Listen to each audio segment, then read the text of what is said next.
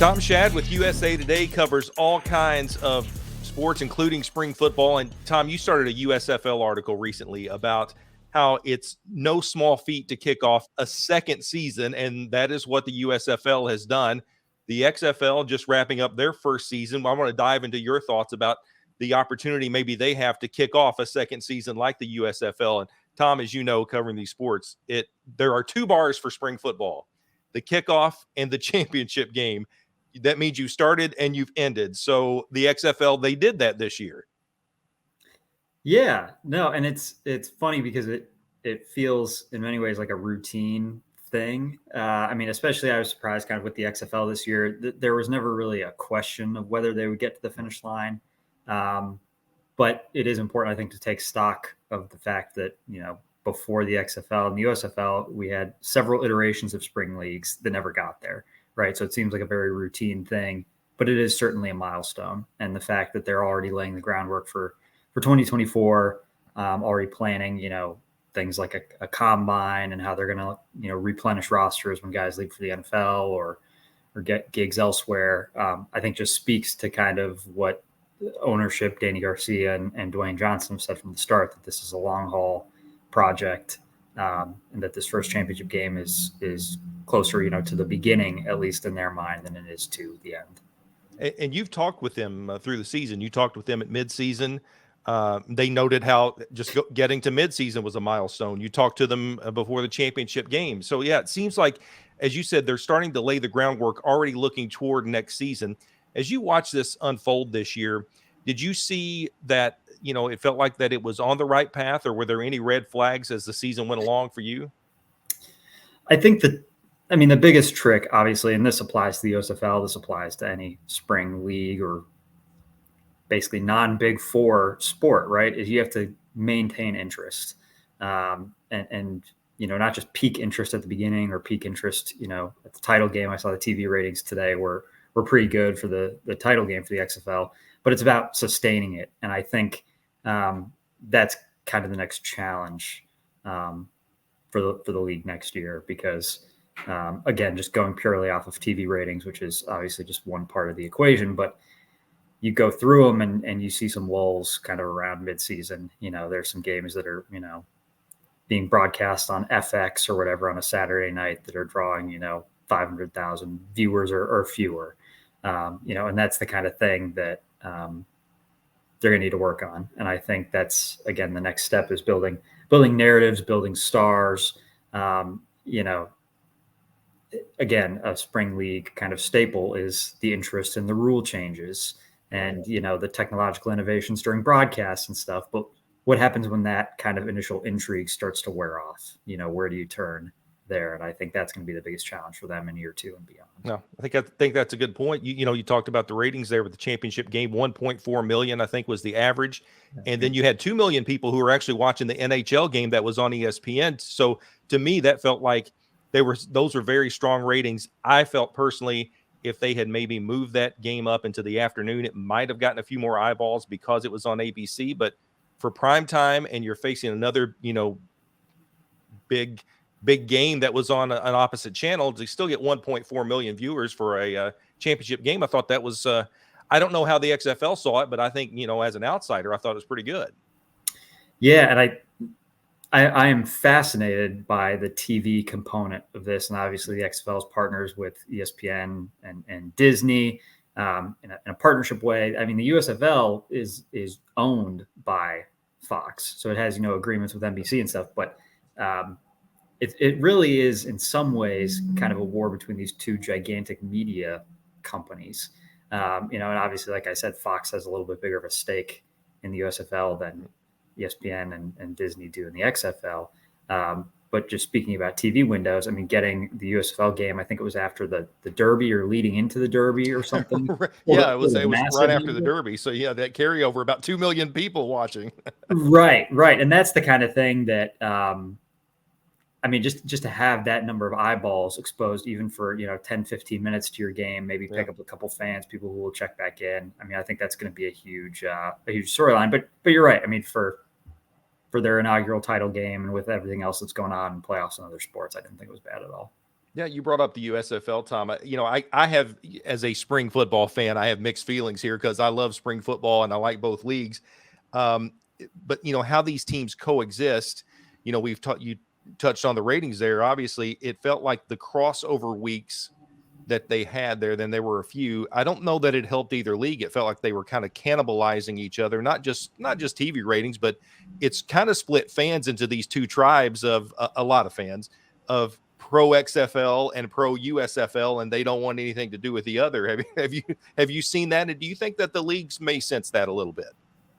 Oh, definitely. Yeah. I mean, I've talked with, leaders in both leagues over the past couple of weeks, and look, they're direct competition for one another, and they're not like, Dwayne Johnson was joking during our midseason chat about like cutting a wrestling promo, and like, they're not going to talk all this smack about one another. Right. But like, they're very much direct competition. And this is my sense, and I don't have, this is just kind of an opinion, I guess. I think they're going to be hard pressed for both of them to survive long term, because I just don't think that while there is an increase and there is a significant interest in football, and I think there is a market for football in the spring, I don't know if that market is large enough for two leagues, especially that are overlapping. And I mean, you talked about the TV ratings and everything, fan interest being split, also players. I mean, I think it's going to be really competitive, especially at like quarterback, offensive line, defensive line. There are only so many, guys who are out there who can play at a good level or who can develop into stars. And I think, they're going to, cannibalizing is the word that has been used for the ratings, but I think there's going to be some of that in kind of the fight for players as well. So I'm not optimistic that both will last, I guess, 5-10 years from now. I think one of them will certainly not be around anymore, but as of right now, definitely direct competitors and definitely some tension there. Okay, well then that brings us to what I wanted to talk to you about. Let's break out the crystal ball. So let's say it's 2026. My guess is I think I'm on the same line. I know I'm on the same line with you. I think there's one real true spring football league, and it is going to be a merger of the XFL and the USFL. Now, Danny Garcia has told you, as we talked about, she thinks there's room for two leagues. But again, let's fast forward the future. We're crystal ball in this thing. 2026. Do you see that? Like there might not be an XFL and USFL there together, but maybe a merger of both. The idea of a merger is really interesting. And I don't know how amenable each league would be to that. I don't know if it would be a merger as much as it would be like a purchase and acquisition type of situation. I do think, there have, again, we touched on it earlier, there have been so many attempts at spring football. And I think now you've got two large media organizations that have evaluated the market, seen that there is a market, and invested to make sure that there's, they have some runway for this. So I do think one of them will be around in 2026. I think there's going to be some form of spring football that's here to stay. Now, what that looks like, is it going to be a 32 team league like the NFL? No, I don't think so. Might be a little much. Yeah. I don't know how many teams it's going to have. I don't know, what it's going to look like. I don't know what the quality of play is going to be. And I think the one thing that's worth monitoring too, and again, the NFL has not shown any interest in, investing or partnering or whatever. They have some mild little partnerships with the XFL in terms of sharing data and, using some of their data on rule changes and stuff like that. Officials, little stuff like that. But if the NFL gets behind one of these spring leagues, and again, I'm just pontificating here, I have no idea what that would look like. But that would certainly add to that stability and make it, not just so that one of those leagues is around in 2026, but so that it's around in 2036 and 46 and so on. Yep. So I think the crystal ball is a little cloudy on that. I think it's a lot clearer. So and when we both look into it for 2024, it's, and I hate to say this as someone who remembers the original USFL and the original XFL. I hate to say this, but it really feels like, if I'm looking at it, that I would certainly lay money, and you mentioned it too, that there will be an XFL next year. Yeah, for 2024. Yes. Certainly. Yeah. I mean, the confidence that ownership has shown, and the way that they're talking about it. I mean, when I talked with Danny Garcia and Dwayne Johnson last week, they were floating the idea of expansion. I don't think you don't touch that with a 10-foot pole unless you're very confident that you're going to be around next year. And again, it ties into the media component of this. I think they've had assurances, or they have a deal with Disney and ESPN that's going to give them a little bit of a runway. I do think that at some point, and Danny Garcia referenced a J-shaped curve, it takes a lot of investment financially at the beginning to get a league off the ground. That will be something worth monitoring, what kind of the revenue picture is, and whether you see a sharp increase in interest in year two. Well, yeah, I think after 2023, we've seen the USFL kick off a second time. We've seen the XFL wrap up a complete season with a championship game. So there's reason for, at least in the short term here, optimism. All right, bringing in now Brett Forrest, who is the author of a book that has really been hard to find for a lot of us spring football junkies. It is called Long Bomb: How the XFL Became TV's Biggest Fiasco. But Brett, you tell me that there's good news now. This has been re-released. It just got re-released this year. That's right. Yeah. It's been about 20 years or so since the first one came out. So I figured, hey, let's put a paperback version out, a audiobook, etc. So why not mark the occasion? Yeah. It's spring football. Well, first of all, I've got to say, the guy that I saw in the picture in this book jacket looks a little bit different than the guy I'm talking to now, but we all looked a little different about 20 years ago, right? That's right. Yeah. Strangely enough, the time in between writing that book and now, I did not have a mustache, but in both that picture and now I do. So maybe there's some connection there. Yeah. And it's a great one too, by the way. I'll tell you that. Oh yeah. The book or the mustache? Both. I enjoyed both. Brett, you're now a national security reporter for the Wall Street Journal. You've come a long way since writing that book, and I want to talk about a new book that you have coming out and what you're doing now. But first with Long Bomb, which was about the original XFL. If I'm not mistaken, did that start off as an idea for a magazine article that kind of blew up? What were the origins behind the book? Yeah, that was, well, I mean, we all can remember back to those years around the millennium when Vince McMahon and World Wrestling Federation, as it was known at the time, he was riding high. They'd recently gone public, and he had become a billionaire, and there was at the same time the sort of tech boom was going on, and there was just a lot of cash churning around on Wall Street, and Vince McMahon was a very powerful guy, very ambitious, and there was a lot of publicity about this new football league of his. So yes, you're right. This book began as a magazine article for a magazine that folded many, many eons ago, called Gear Magazine. It was a project of Bob Guccione Jr., who had started Spin Magazine. And after that, he started this men's magazine called Gear. And I had written a few articles for them. And it was a pretty obvious idea for a magazine article. Would this new approach to pro football hatched by Vince McMahon really work? The question I have to ask you now is, did you ever cash that paycheck from Bob Guccione? Well, that's another story altogether.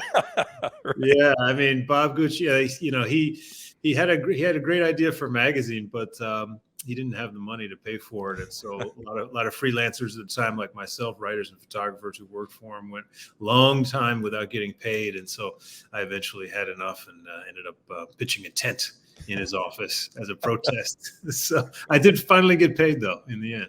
That's the bottom line, and hopefully you made a few bucks off that book. What if I told that reporter back in 2002, 2003, when this book came out, that in about 20 years, you're going to see a third incarnation of the XFL? I mean, can you imagine, after what you saw in 2001, that we would be 20 plus years later talking about, well, there was another try and it didn't work, but they tried it again and they actually got through a season? Well, I think it's, if you'll allow me, I'll answer yes and no, because I would say at the time I would not expected the XFL to live again in that form at the time. If you remember, the first iteration of the XFL just didn't work because it was trying to marry the production values of professional wrestling with actual sports. That was Vince McMahon's kind of revolutionary idea, revolutionary approach. and viewers didn't like it. So I would have been surprised at the time if you told me that same type of TV experience would have found the air again. But on the flip side, the business of pro football is so huge. There's so much money there that time and again over the years, we see many different groups of business people try and get into it in a rival league, a spring league. I mean, and how many leagues do we have right now? And just in the last few years, we've seen at least 3 different pro leagues, and the XFL is one of them. Yeah, it's interesting. The USFL made it through a second season. The new XFL made it through a full season. You mentioned, the other leagues. The Alliance of American Football was kind of a disaster. Right. When you look at it now, because you were so, ingrained with the XFL and in that first iteration, could you imagine, is it going to take someone like Vince McMahon, who has, the deep pockets or had the deep pockets, to make it viable and really, I don't know that there's going to be a challenger league, as he tried to take on the NFL, and I just don't know that is going to work anytime in our lifetimes. But is it going to take someone with some deep pockets to really make, spring football viable? It feels like it has been for the last couple of years now, but, in the long term. Well, there are two versions here. One is the challenger version, right? Which you say probably is not possible anymore. And I agree with you, but the gold standard of that was the old AFL. Yeah. As some of your viewers or listeners probably know, the AFL succeeded as a challenger to the NFL because it went to cities where the NFL hadn't expanded to yet or was afraid to go. And it built up followings there, like in places like Oakland and Kansas City and elsewhere. And to the point where it was a viable business, a good business, and it merged with the NFL. But the NFL just, it just has such a stranglehold on the business of pro sports, the business of pro football, that the only way really to go as a viable alternative is in the spring. And when you go in the spring, what you're admitting to, what you're accepting is the fact that you're not going to get the best players, that it's not going to be NFL standard. So you're talking about minor league football. Now, is that a financially viable business? It hasn't yet been shown to be one. I mean, you could look at the Arena League, which lasted for many, many years, but that was more of a barnstorming type league, and it had very modest goals.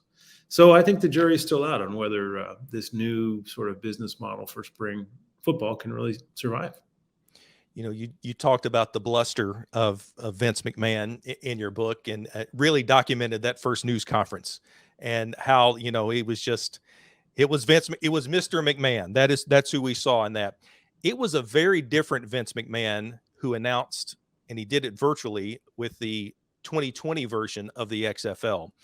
And to me, especially after, I reading your book the first time and just remembering all the bluster behind it too, it seemed to me like maybe there were some lessons learned, that Vince McMahon wanted to give this another try, but he wanted to do it a different way. Did you feel like that might have been the case? And, honestly, I think if COVID had not come around, we could have been talking about a full season of the XFL in 2020. I agree with you on both points. It's clear that COVID killed that league. It seemed to be starting off pretty well, I thought. I watched those initial telecasts. I thought, the production values were good. The football was pretty good for what it was. And it was the beginning of a new league. A new league like that needs time. It needs seasons, multiple seasons to really click. And it just didn't have a chance because of the impact of the pandemic on our society at large. So yes, I agree with you. I think it would have completed that first season and probably gone on to a second, if not more. But to your first point, it's very interesting when you look back at the first iteration of the XFL, because as I mentioned, it was an attempt to wed pro wrestling production values to pro football. But as the league progressed through that first season and viewership dwindled, it was actually Dick Ebersol, who was the president of NBC Sports, on which the league aired. Now, NBC, if you remember, was a 50% partner in the first XFL. And Dick Ebersol, who's famous for getting the Olympics on NBC, and it was a traditional sports guy. He was the one, as XFL viewership dwindled, who wanted to up the sort of pro wrestling antics for the XFL. Whereas Vince McMahon, he thought that the way to get viewers back to the first XFL was to do away with that and go with straight football. So I think that you see, many years later, in the second version of the XFL, Vince McMahon wanted to follow through with that. Yeah, what an irony that is, too, that Vince McMahon wanted to back off the wrestling, but Dick Ebersol, who is one of the sports geniuses of our lives, wanted to push the wrestling. It never did work. And I don't think that a lot of people understand how different the TV world was in 2001 versus 2023. That was a huge gamble for NBC at the time, because a lot of people now might say, oh, well, ABC and Disney has gone in with the XFL and Fox has gone in with the USFL, but it was a very, very different time 22 years ago. That was a huge gamble for NBC. Yeah, it certainly was. And remember that NBC chose to put the XFL in 2001 in prime time. Yeah. It was Saturday. Okay. So it wasn't that coveted Thursday spot or another weeknight spot. It was Saturday, but this was prime time. So that was hugely valuable territory there, real estate, if you will. And what it did by putting the XFL in prime time, it set the bar very high in terms of success. It meant that the XFL had to meet a certain rating in order to be judged as success in the eyes of advertisers. And that just put too much of a burden on the league. It started off on fire, and it just it really flamed out, no pun intended. And Brett Forrest says he just really captured it all. This is the OG book here about the OG XFL. It is re-released wherever you get find books now. You've got audio book about it, a new forward, and you've moved on to so much bigger and more important things in your career since Long Bomb came out. And what a book you have out right now is called Lost Son, an American family trapped inside the FBI's secret wars. Tell us about that and the process of that book. It sounds absolutely fascinating. You're saying that there are more important things in the XFL? Well, to some, Brett. To some, okay. Yeah. Well, yeah. So I came upon this idea for this book that was released recently, Lost Son, the one you mentioned, as a reporter at the Wall Street Journal. So I spent many years living and working in Russia and Ukraine. This was after my experience writing the book about the XFL. And sort of developed that part of the world as an area of specialty. And one of my sources came to me a few years ago, and he told me about a young man from Michigan who had gotten tied up with the FBI and began working for them, working for the Bureau out of Detroit in counterterrorism as something of a freelancer. And then when the war had broken out in eastern Ukraine, in 2014, 1 year after that, in 2015, he went there. He went to Russia and disappeared. And shortly thereafter, his FBI handlers, came to the family home outside Detroit and said they knew nothing about it, began confiscating devices from the family, and then shut the family out. So that immediately, to me, sounded like something that had real importance, real classic elements of a classic narrative, an opportunity to solve a mystery, and an opportunity to help a family that was in need. All right. Well, maybe I'm overreacting to what I saw on Saturday night. So let's bring in Ray Brewer from the Las Vegas Sun. Ray, what I saw on Saturday night, both on and off the field, was a little disturbing, and it might be disturbing to me if I was one of the few Vegas Viper fans that was on hand. Now, I know a lot of things went into it. There was some very bad weather. What was your takeaway from Saturday night? Well, I think I hate to say this, but the XFL's return to Las Vegas was dominated by a rainstorm, which, if anybody out there is familiar with Vegas, we don't get rain all too much. Right. So the probability was definitely not for that to happen. But I just think that Vegas could not do anything offensively. They were arguably outcoached, and it was an ugly loss. And I think they envisioned, a packed stadium and a perfect, almost spring weather day. Because remember, we were one of the original XFL cities, and we loved it. But it clearly wasn't that. It was a complete disaster. In fact, getting the XFL back here has had several hiccups in terms of finding the venue to play in, just for them to have what you saw on Saturday. An announced crowd there of 6,000 people, and I mean that might have been generous, especially after halftime. You mentioned Cashman Field there, Ray. I know that wasn't the first choice for the XFL. I don't think it was the first choice for anyone to have a football team there. Is it going to be the right place for the Vipers? Will this thing catch on? So Cashman Field is like our initial stadium, and it was built in the early 80s, and it housed a AAA baseball team affiliated with the Padres. I could tell you I was in the second grade, and Kevin McReynolds hit a home run off the scoreboard, and we all have a great story from Cashman Field, but throughout the decades, it's just become outdated. It needs an overhaul. And the minor league baseball team finally got a new stadium in Summerlin, a nice area of town. It's like a big league stadium with a minor league team, and a United Soccer League team, not as good as the team in Louisville, but came in and it was perfect for them. It's kind of an area with a lot of Hispanic families. It's near downtown. It's pretty walkable, and it was perfect. So the Vipers couldn't find anywhere to play. They were hoping to get a crack at Allegiant Stadium, couldn't get it done. They were looking even at Bishop Gorman High School, which is a very nice stadium in Summerlin. It's like a D2 college, very nice. And, Gorman basically said no because the parking just wasn't going to exist. And so Cashman Field was kind of a last resort for both sides. And if that place is packed, and if the weather's okay, it's a decent night.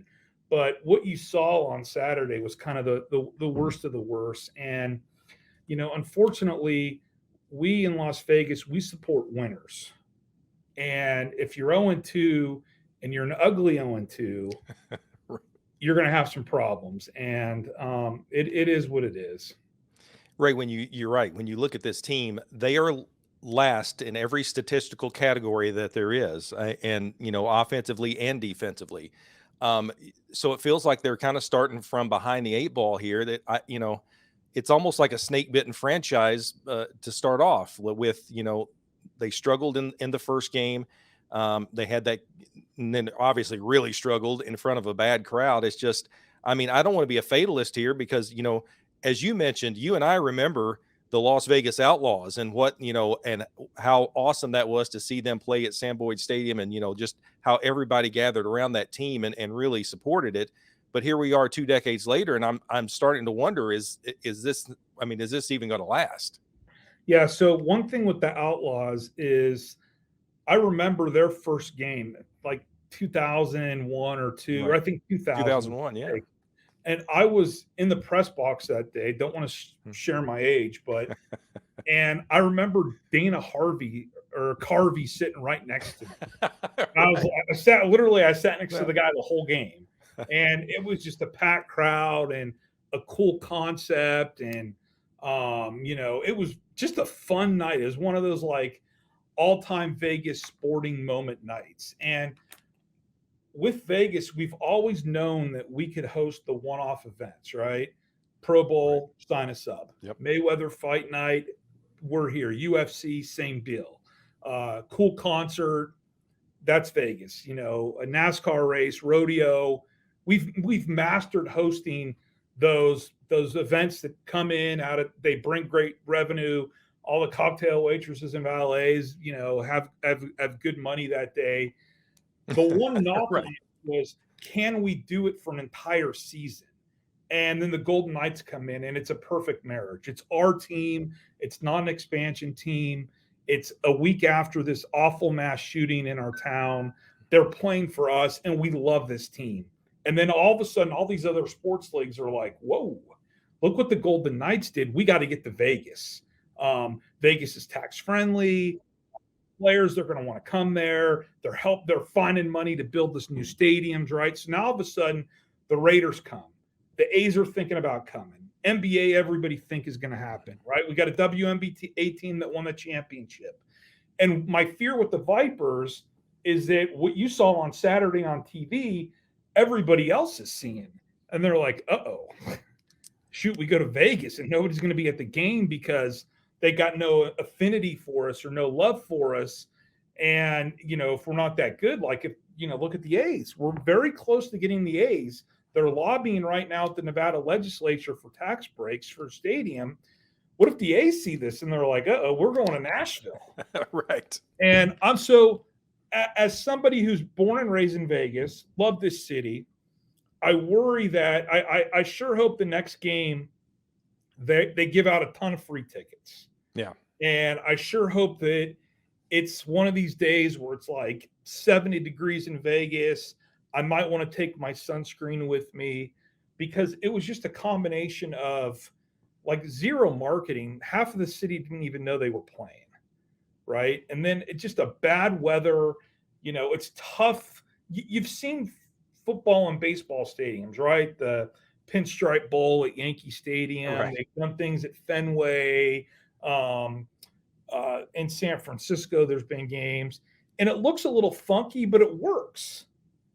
And this not only did it look funky, it just really didn't work. And then you parlay the weather, and then the team was just so bad. I mean, DC, I think they ran the same two plays basically the entire second half.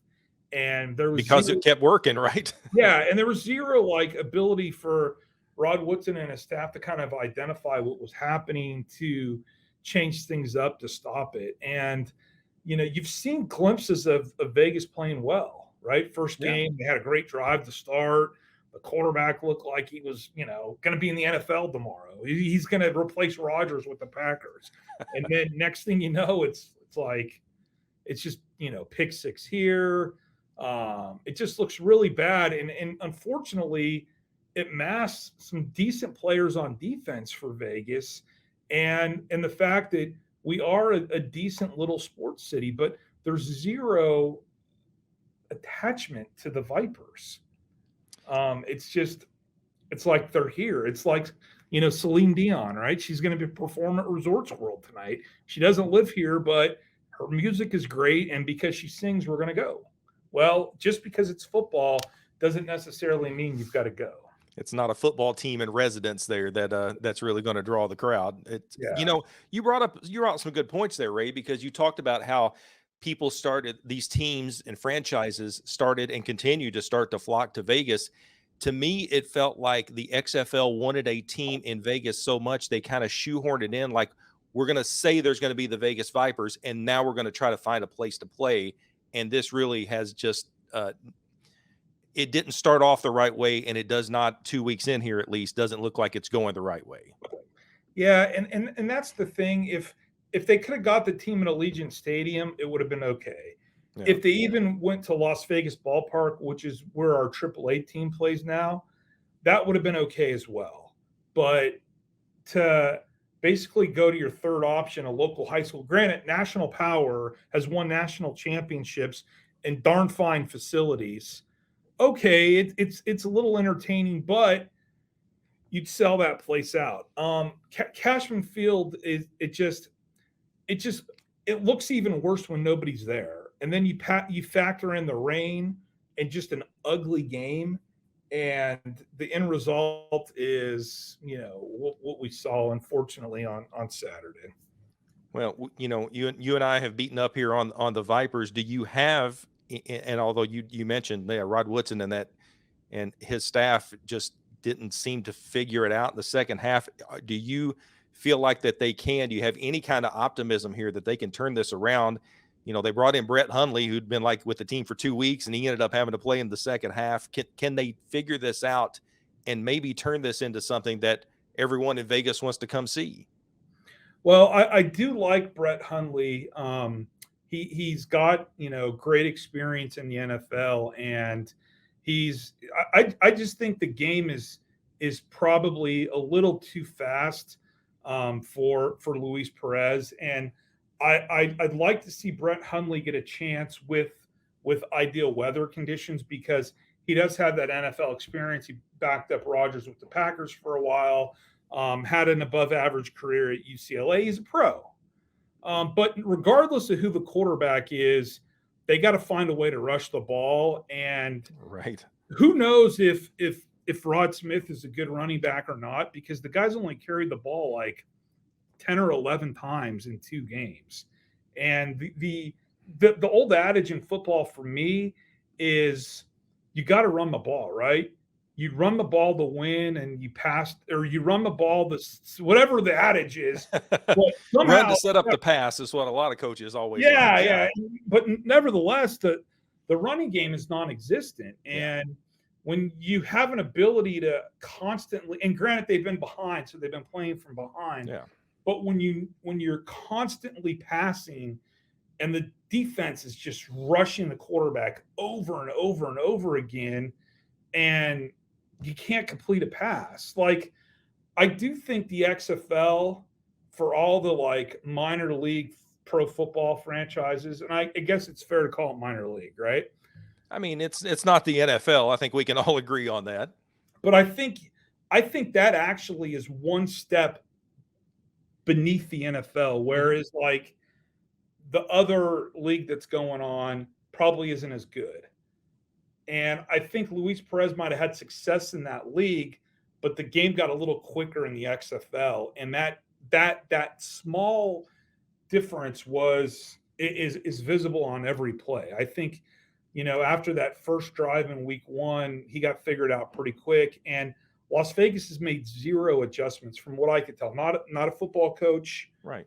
But from an outsider looking in, they look painfully unprepared. You've done college football, college basketball, F1, volleyball. Am I leaving something out? I know we were going to talk about the XFL, but you have covered everything. Yeah, it's been a busy couple years, I feel like, and they keep adding more and more to my plate. I feel like anytime I get a call from one of my bosses, I'm like, what are they going to put me on next? And that happened last summer. They said, how do you feel about lacrosse? And I was like, my brothers played in high school, but other than that, I don't know a whole lot about it. And they were like, well, we think we're going to have you do that this summer. And it was very similar with the XFL when I got the call that said, hey, we've acquired this property. We think it's going to be great, and we're going to put a lot of resources and money behind it because we believe in this ownership and this partnership. And so we'd like you to do it. And again, for me, I was like, sure, the XFL, is that the way like players wear mics and coaches were mic'd up and you could hear a bunch of it, and there was access and interviews in game. And I had to kind of refresh myself on what the XFL was. But I will say, I bring up lacrosse because the PLL, which is a professional lacrosse league, they modeled a lot of their access after what the XFL had done in 2020, and then way back when, in I think its first iteration, which was 2001 maybe. Yeah. And so I felt like I kind of got my feet wet with interviewing a player like right after a goal, or interviewing a coach in the middle of a game, which is new and different and a little bit jarring and kind of like stressful for me, because if things aren't going well, you have to go into the lion's den. So I had a little bit of an idea of what it was going to be like on Saturday for the opening weekend of XFL, but it was a lot of fun. But how was that first experience there in Arlington? It was a lot of fun. It was cold, first and foremost, which I think certainly added to maybe only 12,000 fans being there. But it was a really cool product. I didn't know what the football was going to look like, right? Like, these are guys who are on the fringe. Some of these guys have played in the NFL, all pro players, by the way. We had a couple in our game, and they're trying to make it back, or there's some guys who just got out of college and they're trying to get onto an NFL roster. And so I was curious, what was the football product going to be like? And I was actually impressed. I thought, yeah, there were some moments where that looks like a guy who should be playing in February. And there were moments where that's what we see on a Sunday. And there were some highlight moments, highlight catches, throws that I was really impressed by. Having Dwayne Johnson, The Rock, and Danny Garcia and Jerry Cardinal, the owners, there on the ground was, I thought, really cool. I mean, gosh, The Rock walks anywhere and people are losing their minds. And I did get to touch his bicep at one point during an I mean, interview. So that was cool. You got to talk to so many players and coaches, but you got to talk to Danny Garcia and The Rock. That was pretty cool. I know. That was probably what I was most nervous for, because the other stuff, like, you can't plan, right? Like, I knew going into the game that I had an interview at halftime with those three. And so I had kept thinking about my questions, rephrasing them, overthinking it, of course. But then what's nice about the game is it goes by so fast, which is by design. And then you're just reacting right in the moment. Like, you don't know. CJ Avery, by the way, a Louisville native, not a Louisville native, but a former Card. He got his first interception. And boom, you have to like go run and find him. You're adapting on the fly, which I do think there's a skill set to that, which I think is a challenge, and I enjoy challenging myself. So I enjoyed that part. But getting to talk to The Rock, hearing why it was so important for him to become an owner. He and Danny, both were, University of Miami grads, and they needed a league like this. Like he said this, I wish this league existed for me, as I was trying to have an NFL career, and it didn't. And now they're trying to give, another opportunity for young players to make it back, which I think is pretty cool. Yeah, it's cool that they call the documentary series Player 54, because The Rock said he was Player 54. And there were so many opportunities, and there weren't those opportunities when he came out. And now you've got the XFL, the USFL, and hopefully these spring leagues will continue to go. You're a Louisville native. You got to talk to Chris Dishman. He was another Louisville native. So what is that like, though, to be able to? These guys have literally just made a play. They're trying to catch their breath, and you go over it. You said it is a challenge because you have to think about, like, what do I just ask a guy who made this great play? But they always seem to always have a good answer. Yeah, they do. It is interesting. Gosh, it's such a different dynamic that we're not used to, right? And I think that's why the XFL and these spring leagues are interesting, because they're trying to push the boundaries, not just from an access standpoint, but they're trying to push the boundaries from a rule standpoint, rule changes that we don't get to see in college football or the NFL. And so I think that's what makes them unique. And so I had a lot of fun just kind of bebopping around. You can be in the team box, which, like, on a given Saturday in the SEC or in the ACC or whatever college football game I'm covering, I'm like, oh, what I would give to just be able to walk through the team box and really listen into a conversation that's happening with a coordinator and a player, or between two teammates. You can do that. And so you're watching the game, obviously, to make sure you're keeping track of what's going on the field, but then you're also trying to use another eye in your periphery of conversations that are happening so that you can do reports on that. But usually speaking, on a given Saturday, I'll go into a game with like 10 not pre-written, but like pre-made stories where I've talked to coaches, I've talked to players throughout the week. And I know, like, this is a really good story if this guy scores a touchdown. You don't have to do that in this league, because the interviews take precedent over that, because you want immediate accessy moments. And so getting to run up to a guy and say, how'd you bring that catch in? Or what impressed you about that opening series where you score? Like, getting to hear their thoughts when we never in any other league get to do that, I thought was really cool, and definitely separates it. And it was a lot of fun for me. Like, I'm selfish, right? Like, but as a sideline reporter, it was a hell of a lot of fun. I'm sure. And you get it. It's interactive. It's like, I think that's what the great thing is. And I like how ESPN and ABC are doing this, where they have, the traditional sideline reporter, and then they have kind of an analyst sideline reporter as well. So I think that it's just because there's so much action there. And then you've got, obviously, your traditional booth that's going on with play-by-play in color. And you've seen this too. You don't have to go in with these, as you said, kind of these stories that you think of, because there are so many stories already, and the game is the thing. And I think that's what attracts a lot of people to spring football, whether it's XFL or USFL or whatever, is because these guys, as you touched on earlier, these guys have stories, and they're trying to make it big. And the XFL, though, I felt like, even with 12,000 people there, of course, San Antonio, we talked earlier, had awesome. 25,000. It felt big, though, because I think it felt big. The presentation felt big on ABC and ESPN. I thought it was very professional in the way that it was delivered. And I do think that was important in, when the ownership group of the XFL was searching for a broadcast partner. And I know that they've used to work with us and Fox in 2020, and now they're exclusive with ABC and ESPN. But I do think, if you look back in the past, 2001 to 2020, and then now, some of it was gimmicky. Some of it was a little bit laughable. You weren't taking it seriously at all times. And I felt like, the way that it was presented to us, because we've been on so many calls throughout January and February, getting ready for opening weekend and just this season in its entirety with the XFL, with our own bosses at ESPN who are in charge of the NFL and college football. Like, we very much wanted to do these players and these coaches justice, right? Like, they don't have to be out here, but they're trying to earn a living, make a name for themselves. And, it's our job to document that to the best of the ability, like we would on a Saturday, like we would on a Sunday. And even though the football product might not always be the best, these kids are still putting their, heart, soul, blood, tears on the line. And, you have to be respectful of that. And I thought we did them justice. I felt like, at least in our game, and I got to see some of the other games of the four, the St. Louis Battlehawks one, by the way, talk about the rule changes. Like the 4th and 15, we had that in our game and it didn't work out, which I was like, oh, it would have been nice to have seen the 4th and 15 come to fruition.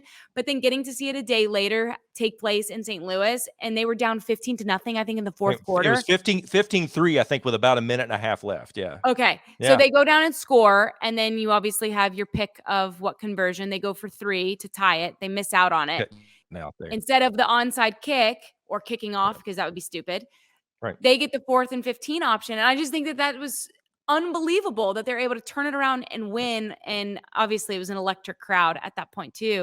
And I think I saw somebody tweet like, the NFL couldn't have come up with a better storybook ending, like it was an instant classic for the XFL, but it goes to show, they're trying some different things. Yep. Some of it will stick, some of it won't, but I thought that the 4th and 15 was a really cool rule option that they've implemented. Yeah, and that's something that I think was brought up to NFL and the Rules Committee, and they kind of passed on it. But now I wonder if this continues to happen, the NFL might say, hey, that's a good idea.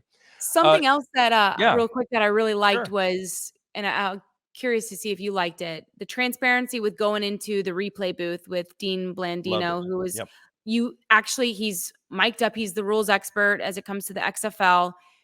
We go in, we get to hear him going through the replays. He's talking it through. It's the communication line between he and the head ref, and you get to hear that exchange. And I also thought the replays were really quick. Like, we weren't messing around. We got back to play pretty quickly, but I loved getting to hear his thought process and what he was looking for as he was, was that a catch? Was it not? Was his foot in? Was it not? I just thought that was fascinating. And I hope maybe the NFL or other leagues are like, oh, this is something that we should consider moving forward. I think they will. USFL kind of does that. I think the XFL really did it well, because not only could you hear Dean Blandino, if you listened on some of the other games, you could hear the officials talking to each other, which was really good. And they would say, like, did you see this? Did you see that? And it was, I thought that was great. The transparency was there. And I think what ABC and ESPN are also leaning into is the gambling aspect of that. Yes. It's gotten kind of mixed reactions, but I'd say I really liked it, because this is what there are people like me who are degenerates, who are sitting in their basement like I am right now, who love spring football, obviously, and like to watch it because of the stories and because of the gameplay, and I love pro football. But there are also people who they want to gamble on this, and it's football to gamble on in the spring. And I love that ABC and ESPN has kind of leaned into it. Yeah, that was another thing that was kind of part of our conversations leading into the season of, let's lean into this. We want to push the envelope in terms of betting, sports betting, and what we discuss, and ask Greg McElroy in the booth what he would do on a certain bet. That's not a world that I live in. And like, I've even said to myself, like, oh, for my job, like it would be better. You'd be better served to actually know what you're talking about when it comes. I know like the over under, I know the line, like you and me both. Prop bets, like I think they're cool. Like I'll always take the under in the national anthem of the Super Bowl, but like anything past that is not in my wheelhouse. So I hear him talking about them. I'm like, oh, that's interesting. Oh, I wouldn't have thought about that. Oh, so I'm learning as we go through the broadcast as well when it comes to sports betting. Well, yeah, I didn't do too great. I did try my hand at it in the first week. Didn't do too great. I was batted about 500 on that, but. Have your expectations of week 2 now? We talked about, I think the quality of the play was above what we thought it would be. I mean, there was some complaints about offense or whatever, but you have to think about these guys have only been 5 practicing weeks. together for like a month, and this is really a lot of their first full contact football. Yeah, guys hadn't. It was interesting when we were talking to Rod Woodson. He was like, some of my guys haven't played in a live football game in 3 years. Right. Some 2, some 1. So they only had 15 practices. Some had like 16 or 17 Yep. maybe. But we were supposed to have this kind of showcase in Arlington when the ice storm came into Texas. And as you know, Texas is kind of like Kentucky. We're not very good at, Right. handling that kind of stuff. Half an inch of snow or ice, it's over. Dallas shut down and we were unable to actually play games. There were going to be scrimmages. We were going to go through broadcasts just to make sure that we were ready and we felt comfortable. And unfortunately, that didn't happen. So there was no live scrimmaging for these guys. They're not tackling a whole bunch because you're trying to get through 15 practices healthy for the start of the season. Think about offensive and defensive line play, specifically offensive line play. Like, that takes a really long time to get on the same page, to gel, to mesh well, to know what the guy next to you is going to do in certain situations. And so, I think the offensive play will come. I know that there was some people who I saw online that were, complaining about it. Well, 5 weeks is not a lot of time. I mean, you think about OTA 1, 2, 3, then you have a full preseason camp, and then you have preseason games before you actually, and sometimes the NFL teams still don't get it right, by the way, and all the preparation that they have. And so I do think that it's going to continue to trend in a good way. Yeah, I mean, look at the Cincinnati Bengals when they revamped their offensive line, and how long did it take for that offense? And when they did gel, they were great. Exactly. What are your expectations of week 2 offensively and defensively? I mean, you saw what you saw there in person. I think we're probably on the same page. It's going to get even better as the season goes along. Yeah, I think so. I think if we were talking about sports betting, maybe I'd be more inclined to take the overs. Yes. We were anticipating some unders over the weekend just because Yep. I think when you don't have a lot of time to prep together, defenses are favored in that moment, right? There is the tackling aspect of how are they going to be, but overall, I think defenses had the upper hand in week 1. I do think, we've got some really kind of engaging electric quarterbacks. I mean, AJ McCarron, obviously, he was the one who was able to convert on that 4th and 15 and get St. Louis down the field to be able to win. I do think we've got some really good characters on the offensive side of the ball that I do think that we will see more scoring, possibly for your sake, maybe bet that over, and then you can be better than 500. Ask the question, why is Birmingham the alt football capital of what seems to be the world? Then why not bring in the guy who, to me, wrote the book on that, and that is Scott Adamson, who wrote the book. It's called My Bromance with Off-Brand Football. You can also follow him on Adamson Media. Scott, I appreciate you taking the time here to join me and to talk about this. And it felt like, your book is great because it's not just about the history of alternative pro football in Birmingham, but it's also about your memories of it. And it seemed like before the revival of the XFL in 2020, you couldn't have an alternative pro football team that was located anywhere. You had to have one in Birmingham. Why has it felt like that's always been the case? Yeah, that is odd because, you go back to the original or to the only World Football League that matters to me in 1974. And, I'm a 13-year-old kid. So all of a sudden my city gets a team. And, I'm not thinking that the WFL is ever going to fold. I just figure, okay, we got the Birmingham Americans in the World Football League and it's going to be here forever. Well, obviously that wasn't the case. But I just didn't realize at the time there would be so many alternative leagues that would come along. But I think Birmingham kind of set the tone, especially with the Americans in 1974. I mean, they had huge crowds. There was, I think, their second home game against Memphis, they had nearly 60,000 people. And they just really, really supported that team. And then to a degree, I know the second year of the WFL, it folded after 12 weeks. But we were, as a city, we're still the attendance leaders there. So I think after the WFL went under, when people came along and decided they were going to start a new league, and they were looking at cities that would support it, we'd already kind of set the tone for being a town that was really going to show up for non-NFL professional football. You mentioned the Americans, of course, the WFL champions here. I know you were a fan.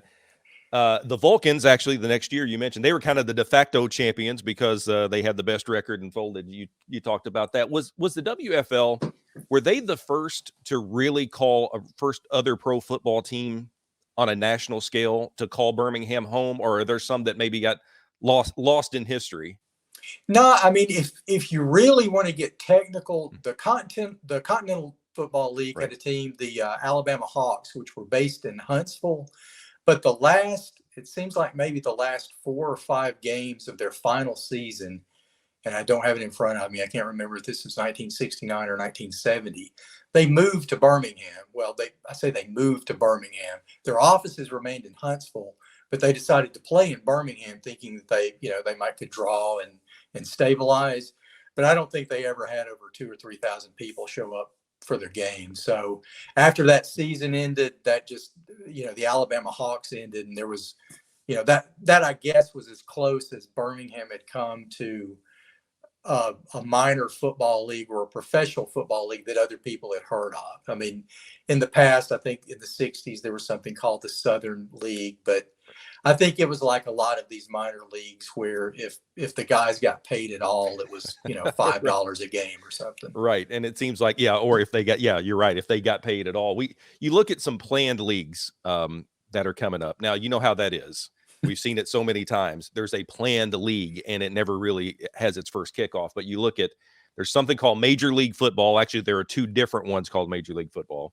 There's something called the American Spring Football League, several others. Every one of these have Alabama or Birmingham on the list. Are you optimistic that, of course, now 2022, we saw the USFL, which was a national product, make Birmingham its home. But are you optimistic that another professional football team professional football league, number 1, will be successful, and number 2 would be successful in Birmingham? No, just to be honest. You've been heartbroken so many times. I know. Exactly. I mean, I've been doing this now for over 40 years. So wow.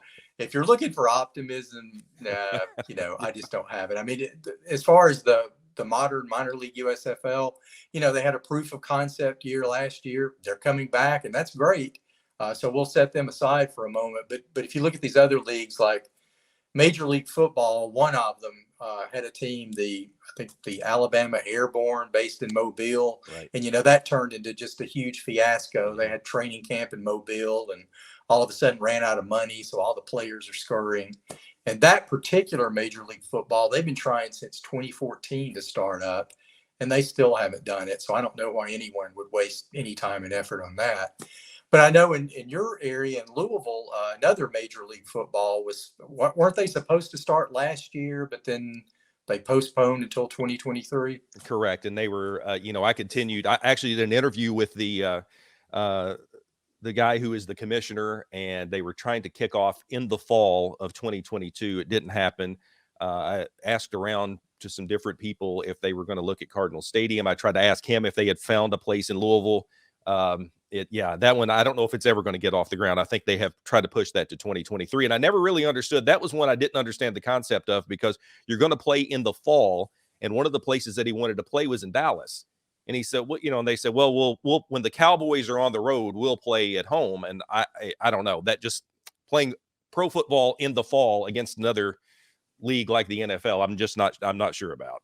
No, and when the Cowboys are on the road, they're still on television, on television everywhere. So I just right. don't know. Yeah, that's to me, and I know I'm very different than most people, because I think the reason that these spring leagues start is because you don't have to compete with college or pro.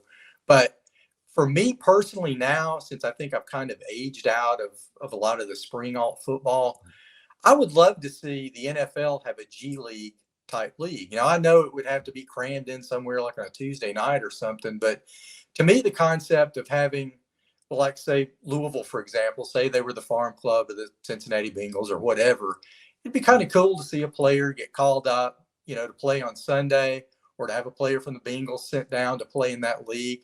I would like that concept. And I've always wondered why the NFL, maybe now it's too late, but at some point, that just seemed like a logical thing for them to do.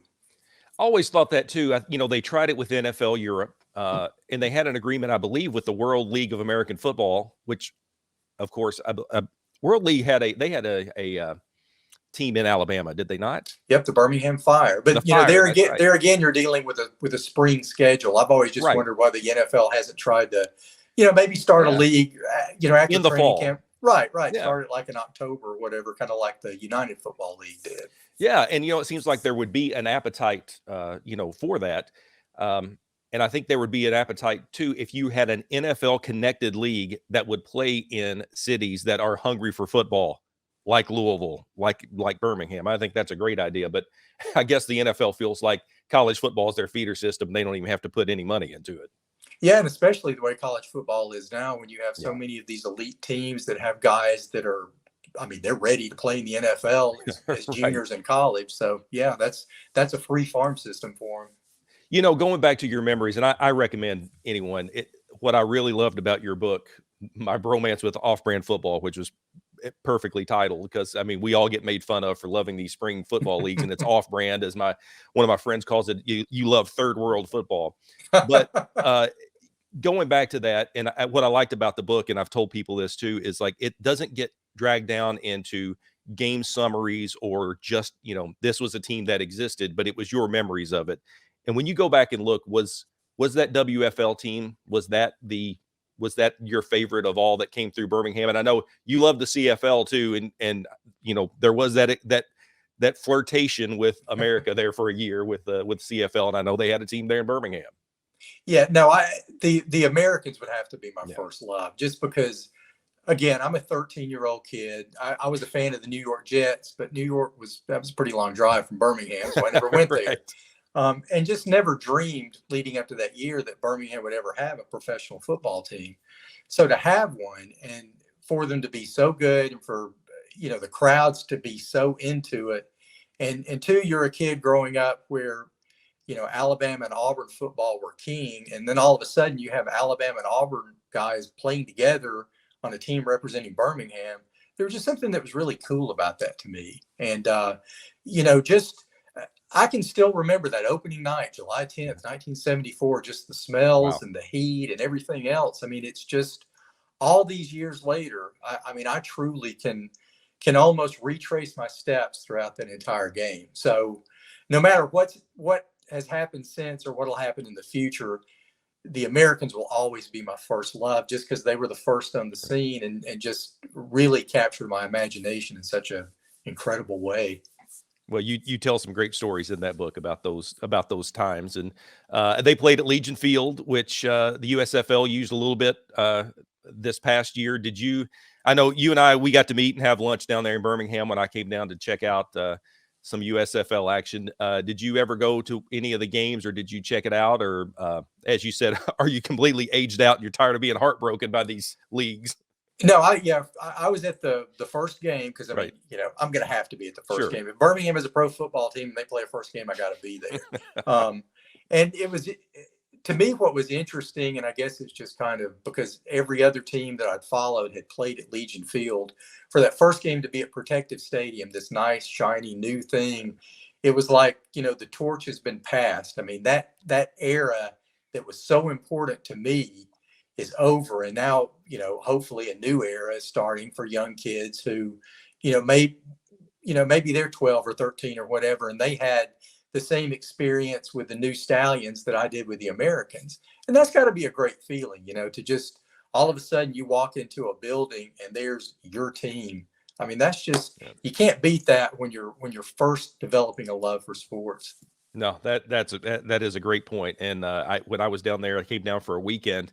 The Birmingham, of course, all the teams played there, and Protective Stadium was beautiful. It was everything. The parking was great. It was a great setup there. But when the Birmingham team played, that was by far the most people that were in there the entire weekend. Of course, the one weekend I came down, it was the one game they lost all season. But I was on the Birmingham bandwagon from day one, so we won the championship. So I was happy about that. And finally, we'll wrap up with this, Scott.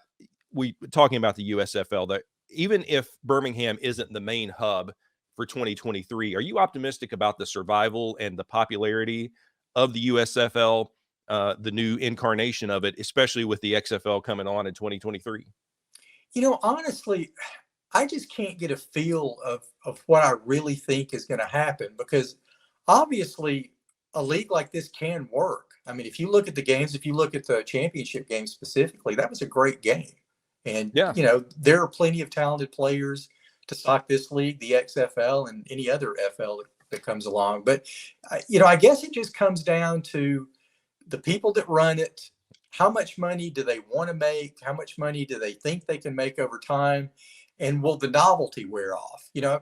What I'm thinking this year is you've got the XFL that starts, I think, February 18th. It does. Their season's winding down when the USFL reboots in April. Mm-hmm. Will people have football fatigue? Will they pick right up and start watching the USFL? I just don't know, and it's hard since I've kind of, sort of faded out a little bit from that. I can't really look into the minds of spring football fans. I mean, hopefully they'll still be there, but whether they're going to be there in enough numbers and, make it financially viable for the thing to last over 3 years, it's just hard for me to say. Yeah, that's going to be tough. I think the good thing for both these leagues is they are backed by network money or very rich people. This is not a people trying to come in and they think they're going to make money on this. I think that Eric Shanks, who is with Fox Sports, this has been the USFL was his pet project, and it's financed for at least 2 or 3 years. So that's at least a positive there. So hopefully I can come down and check it out, and we can have lunch again and reminisce about the old days, because this has been fun, and that was a lot of fun too. One of the sources that I go to is Reid Johnson, who has his own website called markcast.com. He's got a great YouTube channel. Just look for the Markcast there on YouTube. Reid Johnson, appreciate you joining me today to talk about one of the big questions that we're going to have at hand this spring. How are you?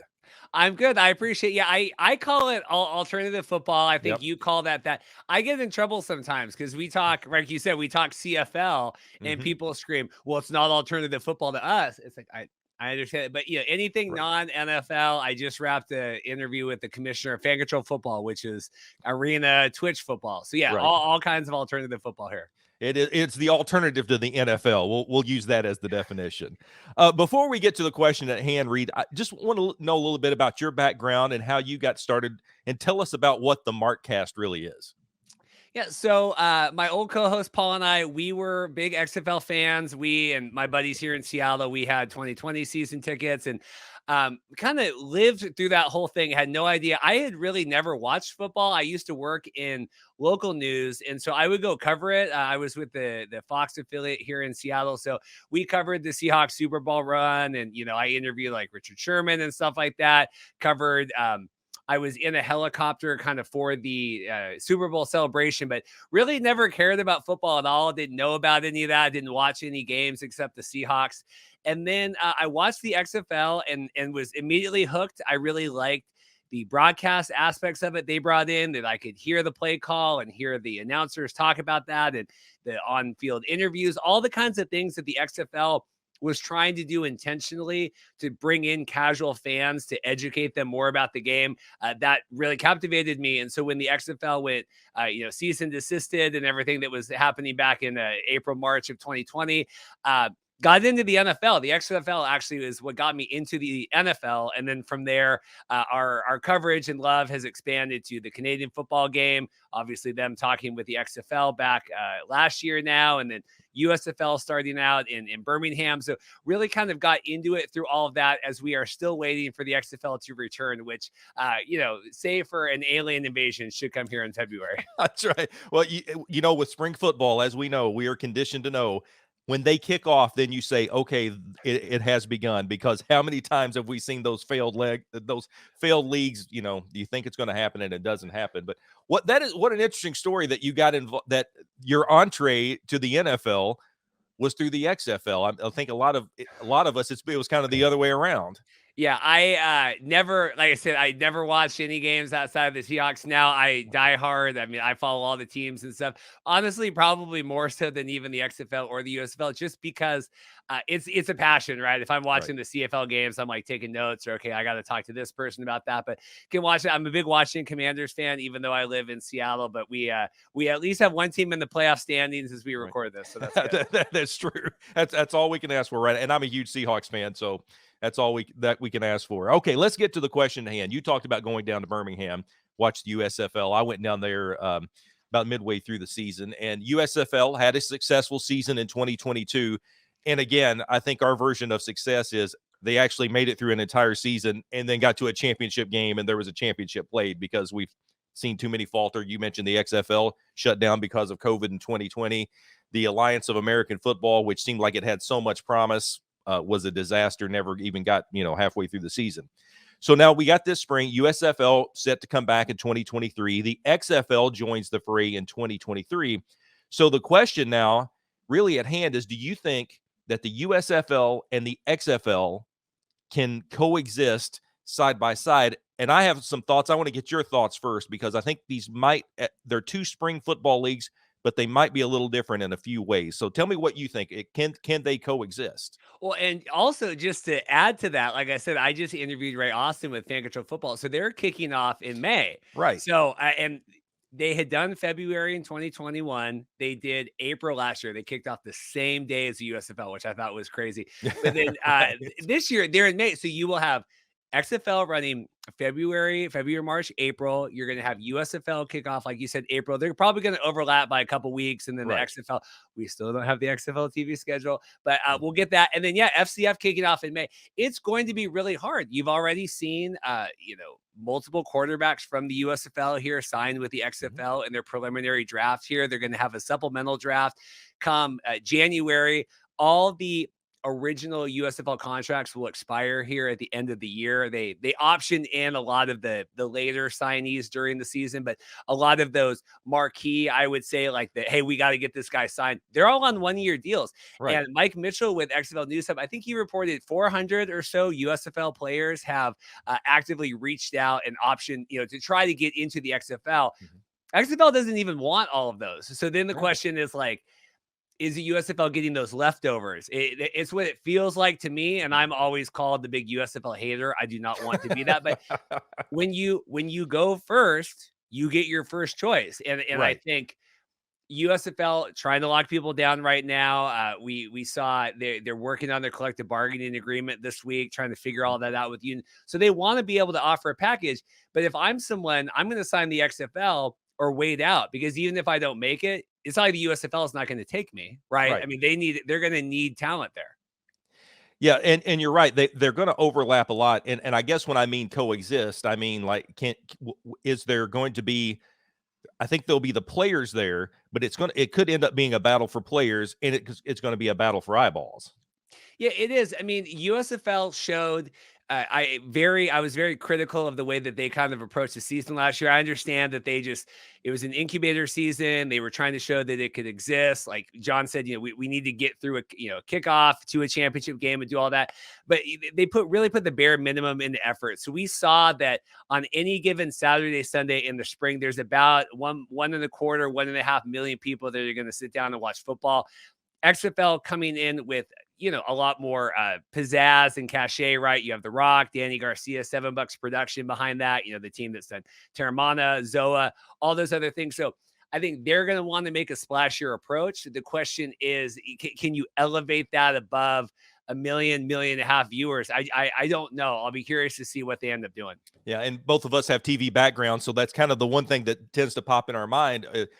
Will it be, how many people are going to watch? And you're right. USFL Championship was aired on Fox, got 1.25 million viewers. But when you look at that final week of the USFL season, on FS1, for instance, it was the Breakers and the Gamblers, 181,000. That kind of stuff's not going to be sustainable. But Saturday night in that final week on Fox, Birmingham and Tampa Bay got about 650,000 viewers. So that to me is kind of leads, I think, to success, because for a couple of reasons. One, it felt like the USFL was a TV show. Eric Shanks with Fox Sports. This was kind of his baby. They turned Birmingham and that stadium into, which was beautiful. Yeah, it was. I mean, just a great setup. It wasn't about ticket sales. It was about putting a TV product on television, and it was a studio. But to me, the XFL feels like they're really trying to build more of the traditional football league. Is that how you see it? Yeah, I mean, the USFL, Fox owns it outright. So, NBC paid them to air some of the footage. But they basically ran that from, hey, we have extra hands on deck here that can do some social media for them, right? I mean, besides the staff, right? You know, coaching staff, players, people in Birmingham. A lot of those other people were working on other things. So when Fox came out last year and said USFL is profitable, there's really no way it couldn't have been, just because they weren't spending that much money on it. I mean, they you know, besides, like I said, besides it's not worthy, like you said, the XFL really does want this. Like, we are spending money. We have, we have so far 7 of 8 venues negotiated. We're going to have, you know, players in the stadium, fans in the seats. We're going to have local, I guess, marketing happening in these, where Fox said, you know, we're going to put up some billboards in Birmingham. We're going to put the games on Fox and NBC and whoever. But, you know, the precursor to the USFL, which was the Spring League, I mean, they got 300, 400,000 viewers, Fox. And that was Brian Woods with cardboard in his basement putting that together. Right. So, you know, I think there's a bare minimum number of people that are going to watch anything that's on Fox on any given day, or NBC.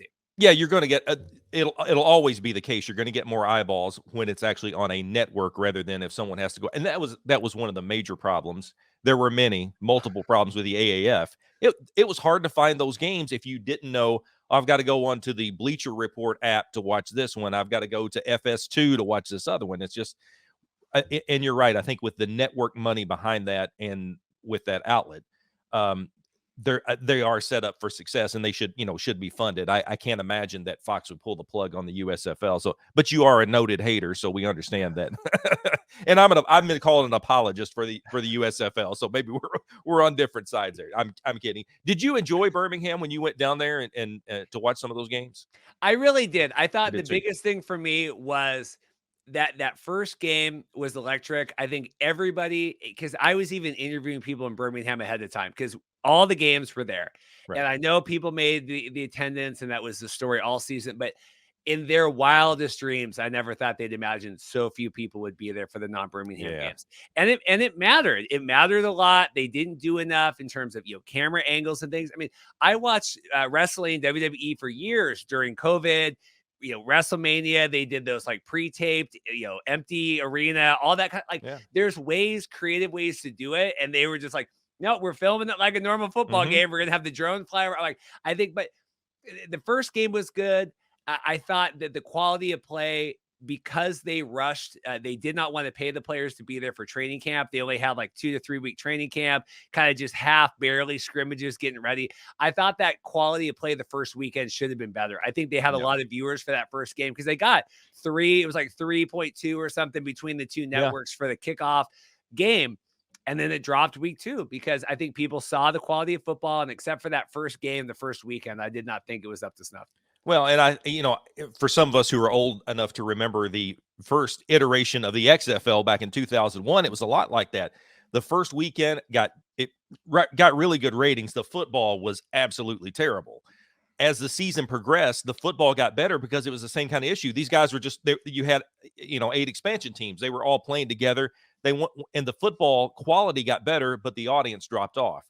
And that was one of those you were having to go to. I think at the time it was TNN that you have to watch some of the games, that kind of stuff. We talked about the players, Reid, and there's no question that there are enough players out there. When you look at the numbers of 73,000 players in college, only 254 of those will go to the draft. So there is a good pool of players. Are we going to start to see maybe, and I think this will be the case because both of these entities have money, but I wonder if we will see a bidding war with some players if this continues to ramp up and they become rival leagues. It's interesting. They had the first list of quarterbacks come out for the XFL here, and we did the draft. I think Doug Whaley, I think it was, had said when they kind of released all that to ESPN, they're really wanting to cultivate the next talent. We still get people, is Johnny Manziel coming back, or what's Kaepernick doing? I think they, at least right now maybe year 2, 3, right now, they don't want to spend money on this talent. I mean, they want to spend the base level. We might pay up for a little bit. USFL was the same way. They could have secured, they have Chad Kelly, I know, was interested in that. He ended up going up to the CFL. He's a nephew of Jim Kelly. Tell me that wouldn't have been a good story for the USFL, but they didn't want to pay that. both ownership, management, leadership, whatever you want to say of both of these leagues are fascinating, and they're both incredibly stubborn in their own ways, and it's so fascinating to watch them go back and forth. I'm looking forward to it. I think again, it feels like these are two separate. They're right.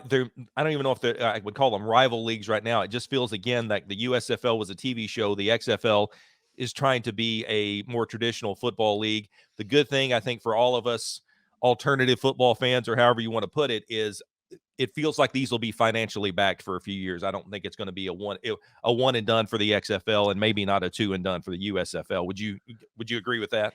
Yeah, I would say they're very much rival leagues, though. Yeah. I would say when the day of the XFL supplemental or the quarterback selection, the USFL is like, hey, we're going to Memphis this year. We're setting up another hub. I mean, I had talked with USFL people back last year.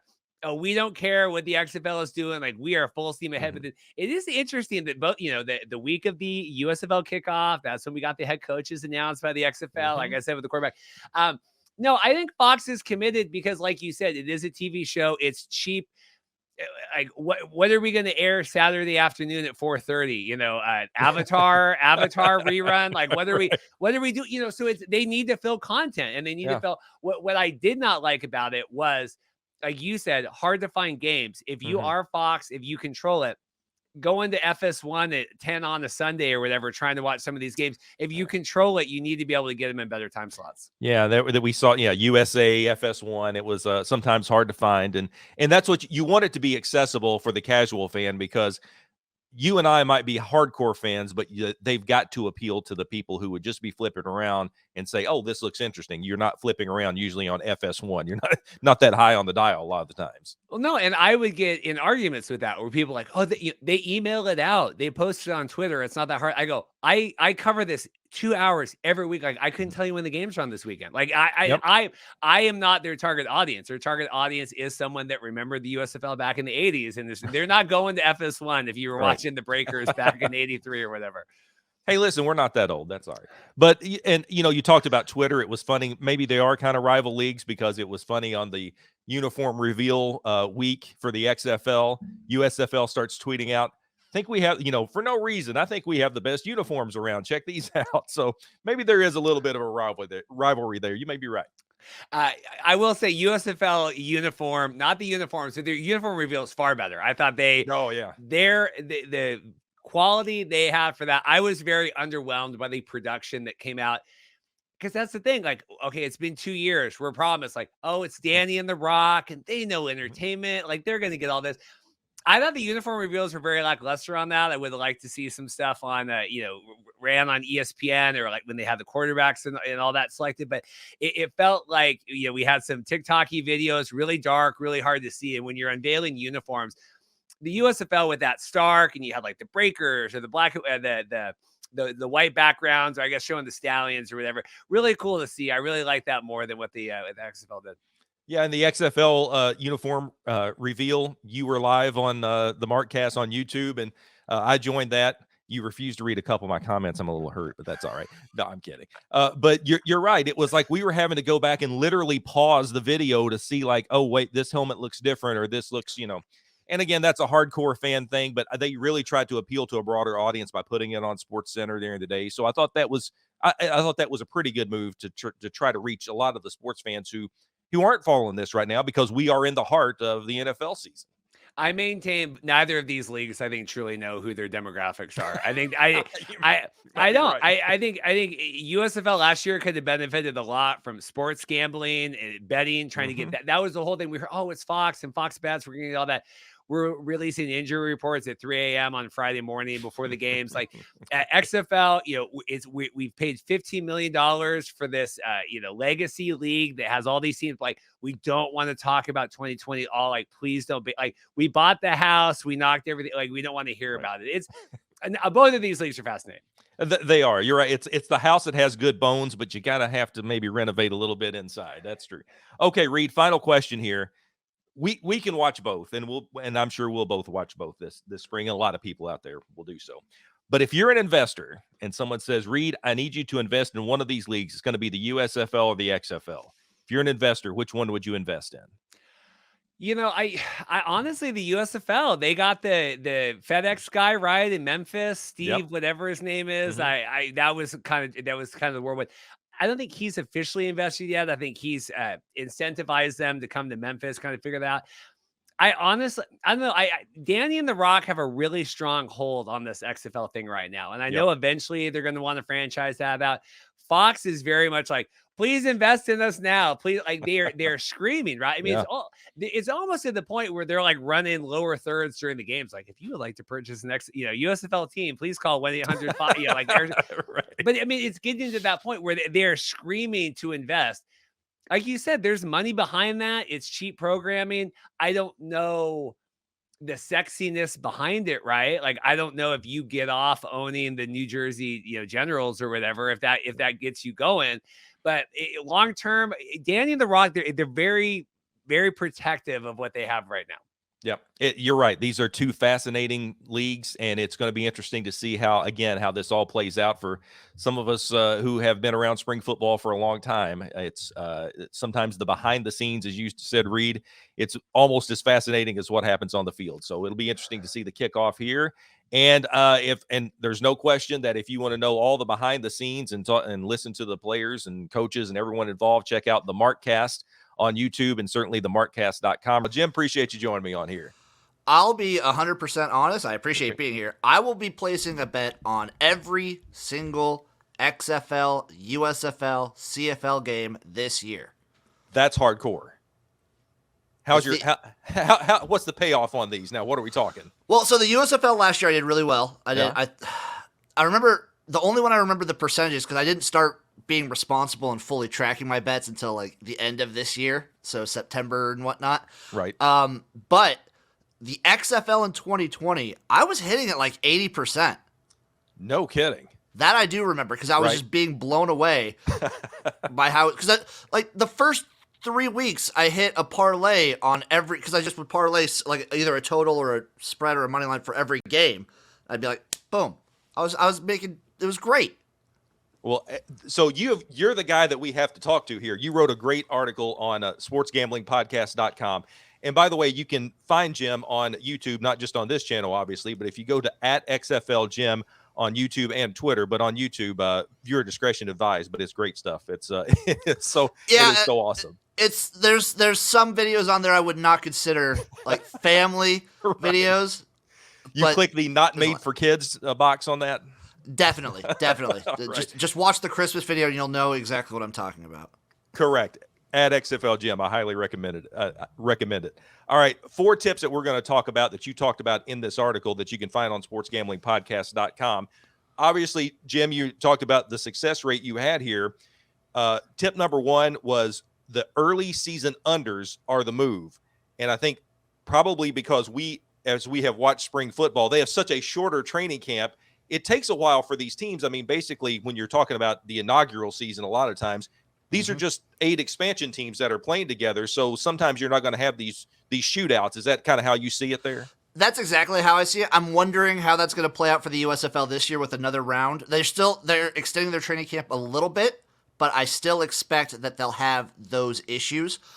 I think it's just a bunch of players kind of not getting that cohesion fully undeveloped. And then it's that combined with the books not knowing how to score it right away. And then eventually they catch on. They start lowering the totals. You'll notice that the totals sort of creep down a little bit lower and lower week to week. And then somewhere along the lines, they blossom. So I love, at least for the first half of the season, I love taking full game unders, and I love first half unders. First half unders are great. Good tip there. Good tip. That 1 and 1A there. Number 2 that you talked about was if you like those underdogs, take the money line on those. The USFL was a little weird with this, but I think that has to play with a lot of underdogs being that they don't have a home field advantage like they do in other leagues. The AAF and XFL, a lot of the times, the only exception to me was like any team playing the Houston Roughnecks, but a lot of the times the underdog, they would cover, but the underdog a lot of the time wins outright. If you like them. And you talked about too with, and this will be tip number 3 here about fading the public team. If you start to see a lot of money coming in on a team, you tend to fade that a little bit. And why is that? Yeah, so people, you can just kind of get into it on the future market a little bit, see what team everyone's getting their rocks off to. So, like the Battlehawks, like XFL in 2020 is a perfect example. Everyone, the favorite going in overwhelmingly was the Dallas Renegades. Everyone was super high on the Dallas Renegades. If you see value on certain teams, like I like the roster of the Battlehawks. I loved the coaching style of June Jones with this kind of league. Right. You can find these areas. The USFL, the only team that's the exception is like the Stallions. But even then, a lot of games, they were close. They did not cover. Yeah. It just, when you put all these, again, as we've talked about, now the USFL will have a bit of an advantage, I think, in the second, or it might be a little tougher to bet. The advantage might be toward the house versus bettors because they've had a year to play together for the most part. That's what I'm thinking too. The USFL will be the very interesting one to look at from a gambler's perspective just because they've had a year to develop. But if we remember, a lot of USFL players, a decent amount, like some are in the NFL, some are in the CFL, now some are in the XFL. They're still bringing in a lot of new blood. So I think the books developed a little bit, but they're also not all playing in Birmingham this year. They're probably going to be doing the hub situation. So then there's 3 new stadiums that people got to get used to. That was going to be my next question to you. Would you change your betting strategy a little bit? Because I went down for the USFL back during the spring, summer there toward the end of the season. And when Birmingham played, there was a definite home field advantage. You got, even though it was only about maybe 17, 18,000 people, it was still a lot more when you would go to the other games. There were about 50 people. Yeah, that's the strategy. Right. So I think the strategy might change a little bit for you because if Memphis, for instance, really catches on with the community, they could have a home field advantage, right? Yeah, so like the Memphis team in the AAF had a decent sized crowd. Yeah. That's what's going to really be something to observe the first couple weeks is to see if those hub cities get their home crowd advantage. The only one that I don't think, because I believe they're thinking of doing Canton as a hub, and I just don't see any home field advantage for any team that's playing in Canton. But that'll be something to monitor just because what's going to happen if the New Orleans Breakers are playing in Memphis too. It's Tampa Bay playing in Memphis. It's going to be interesting to see how much of a home field advantage those hub cities have versus like if they were just in their actual hometowns. Right. And I think for USFL, I know they have talked about maybe in 5 to 7 years. Now, that's a lot to ask out of a spring league to last 5 to 7 years, but they would try to, by that time, maybe to draw the line of, okay, we're going to try to sell it to these owners in all these towns. Yep. So that's well down the future. We're talking about betting right now. That might be another future bet that we'd talk about. So to recap here, early season unders, you like if you want to bet the underdog, bet the money line. You like to fade the public team.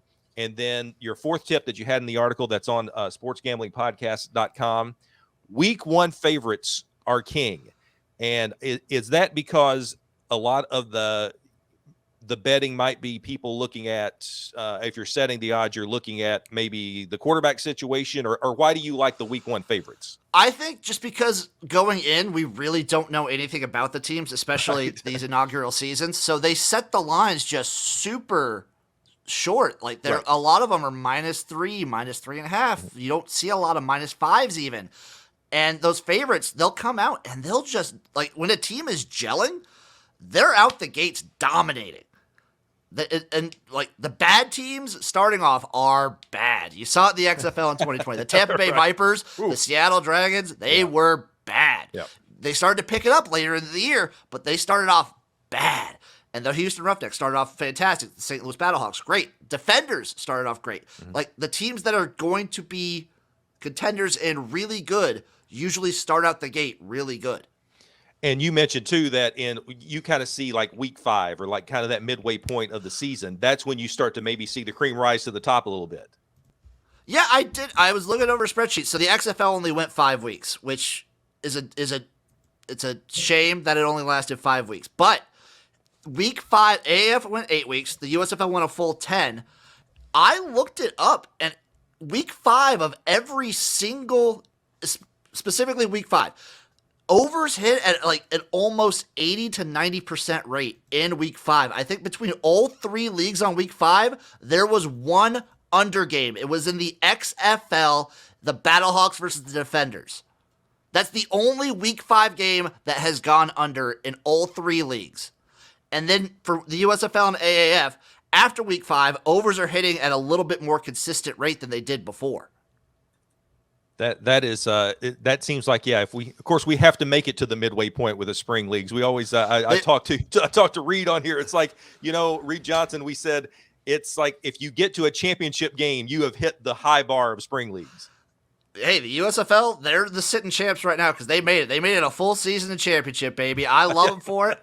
I was rooting in 2020. Yep. I was devastated. I almost got fired when they announced the cancellation because I threw a chair so far that it almost just broke the wall. Right. I was with you there, man. It was like, that week of 2020 with when COVID was just, knocking everything out, there was the announcement that they would go ahead and play without fans in the stands. And then they finally just said, we just can't do this anymore. And that, I was with you on that. Hey, speaking of championships, let's talk about the XFL championship odds. I know as we approach kickoff, that's looking down the way a little bit, but a lot of people might want to put some money down on these odds right now as they are.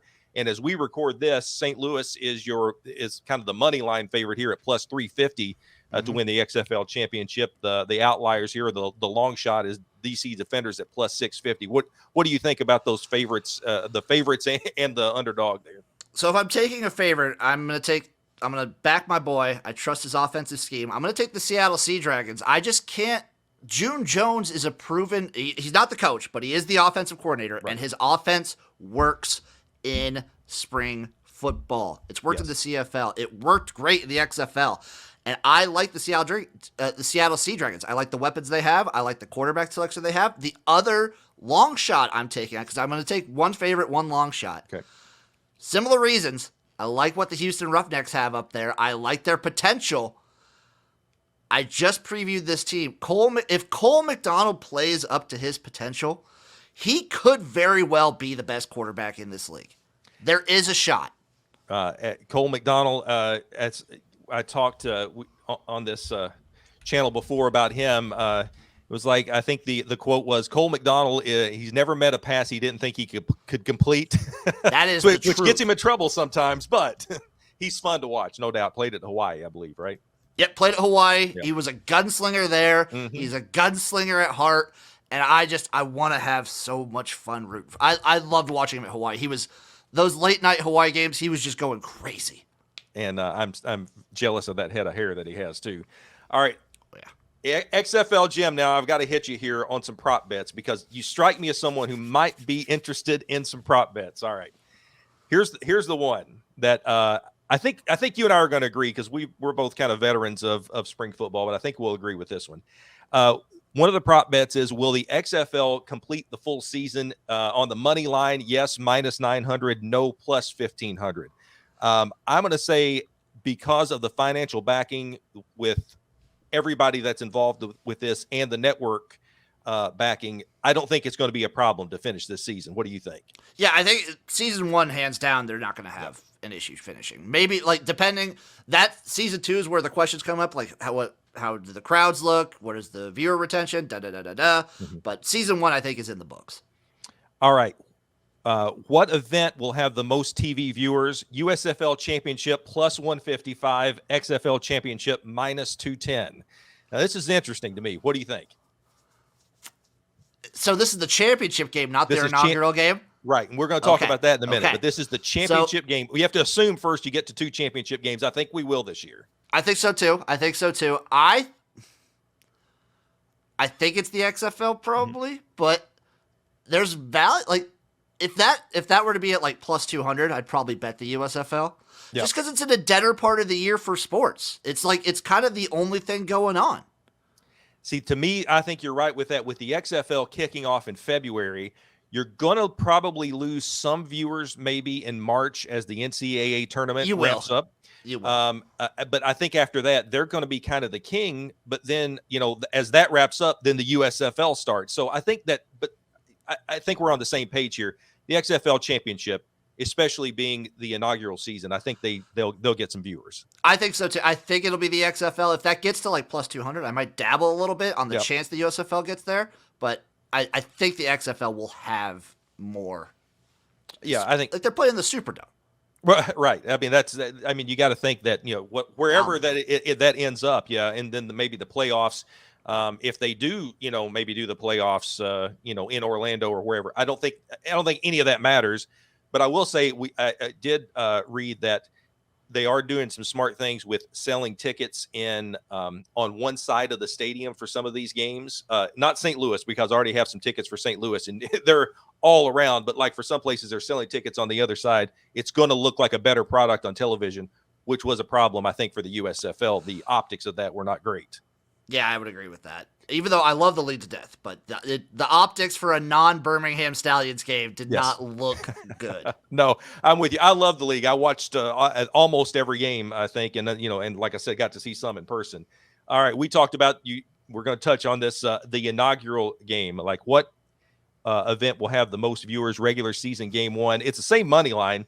It's the USFL regular season plus 155, XFL minus 210. I think the factor for the XFL playing into that is because this is, again, even though it's 3.0, it is the curiosity factor for a lot of fans out there, sports fans, not necessarily fans of the XFL or spring football, but it's something new that maybe they didn't even pay attention in 2020, but they're seeing all this hype on Monday Night Football, on ESPN in general. I think they'll at least tune in for that first week.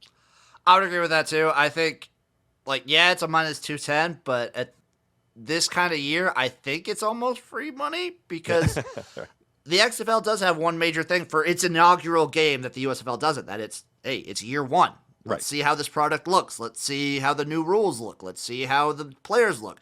The USFL, we kind of have a feel. I think it'll be good, but I think the XFL will have a better opening week. And we talk about curiosity factor. Let's go back to the AAF opening game. 2.9 million viewers watched that, and it was on network television, so that was big. XFL had 3.3 million for the opening game. USFL had 3 million. I go back, I remember all the hype because it was an NBC-backed league back in 2001, XFL 1.0. When I looked at the ratings for this recently, I couldn't believe it. This will never happen again. And I never say never in a lot of things, but this will never happen again for a spring league. XFL 1.0, when it debuted on NBC in 2001, got a 9.5 rating. How about that'll never happen again, will it, Jim? Unless NFL reffing implodes in 1 year and just which is possible. Unless that happens, I don't see that's so many people.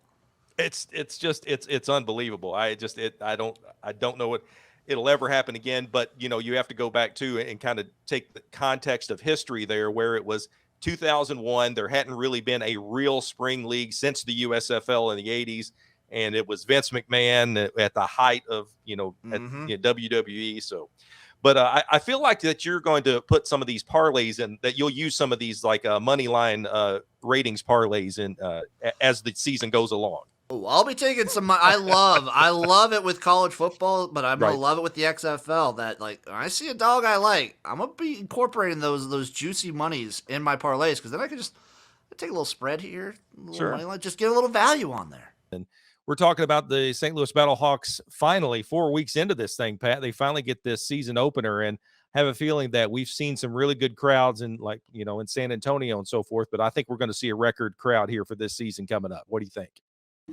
I mean, they're opening up that third level of the dome, and I'm going to throw an exclusive out here. I talked to Brian Stoll as a part of the media press conference, whatever we want to call it, with Coach Beck at 3, and they're doing student tickets for $15 in the 300 level.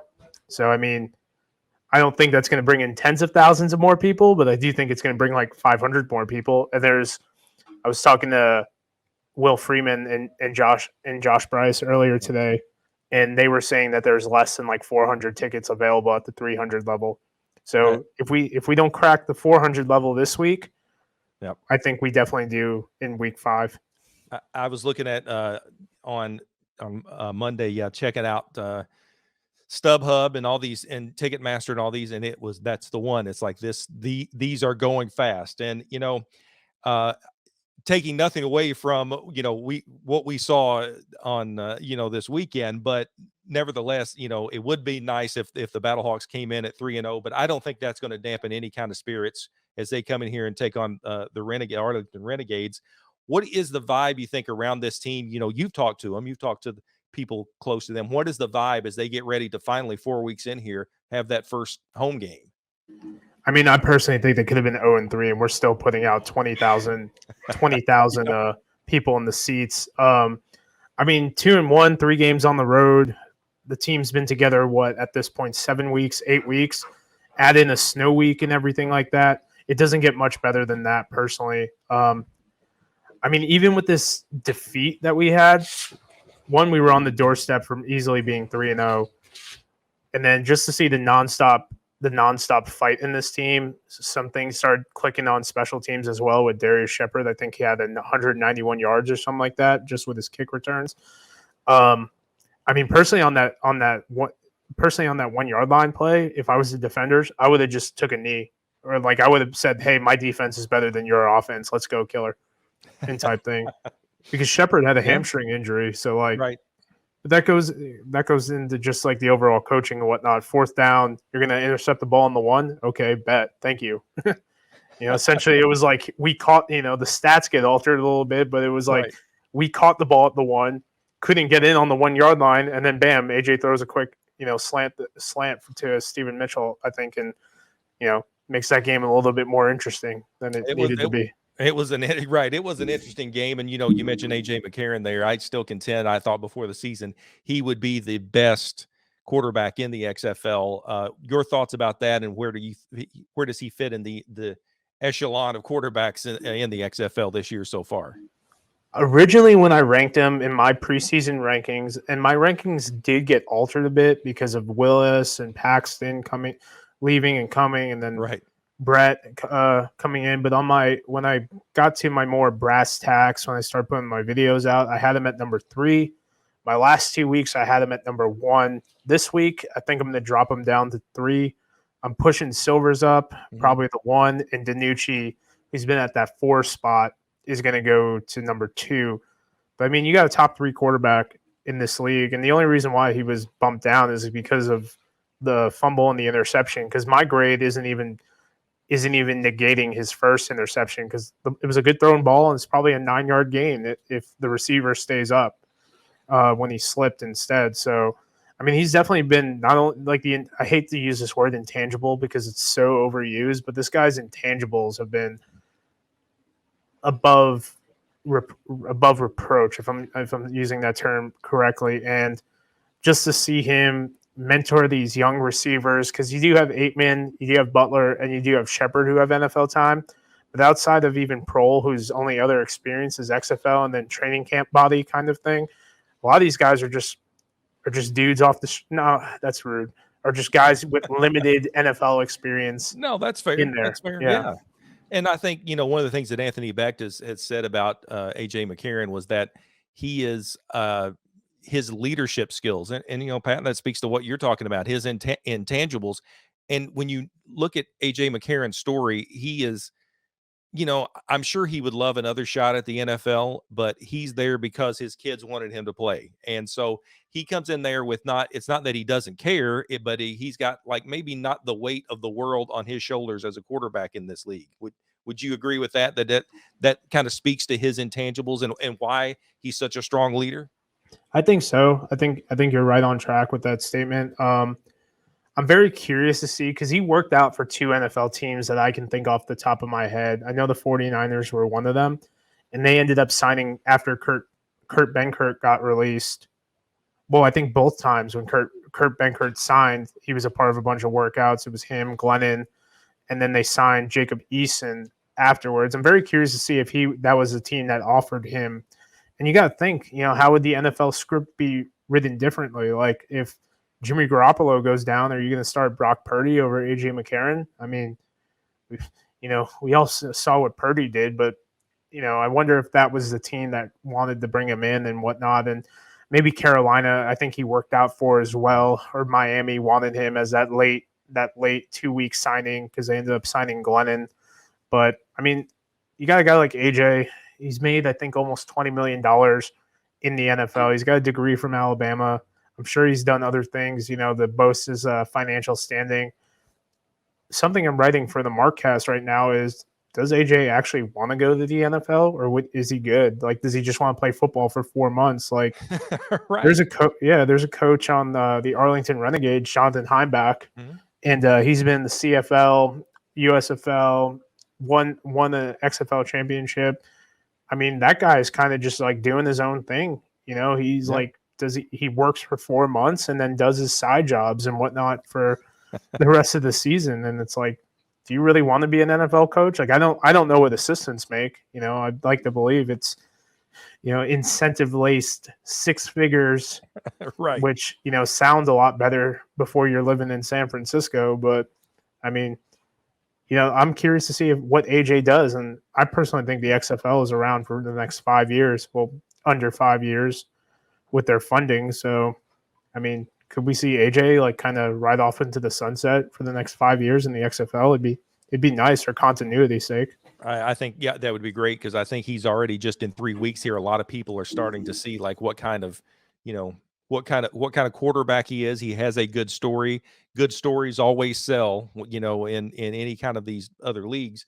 Let's look at the matchup here about in this home opener. You're going to have an Arlington team that really had a struggle against Orlando, kind of surprising there. What do you see as these two teams match up in what will be a raucous crowd there in St. Louis this weekend?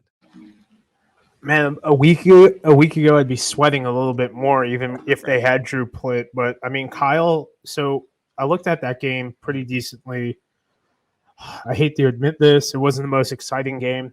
I'm a big 10-9 wasn't that exciting? Yeah. Well, I'm a big Paxton Lynch homer, or like loyalist, apologist, whatever you want to go at an IST. Apologist might work. Yeah, but I'm a big Paxton Lynch guy, so like I'm very in tune to him. But also, Slaughter, that locker room was about ready for him, and he's 1-0 in the XFL. He's got a winning record as a spring quarterback through his 10th touchdown of his spring quarterback career. So we're seeing this guy do what Plitt didn't do, and it seemed like Kyle was taking the check down a lot more, and he was not pushing the ball down as much as Plitt was, because I think Plitt was like 0 for 10 or something goofy like that on those passes of 10 yards or more.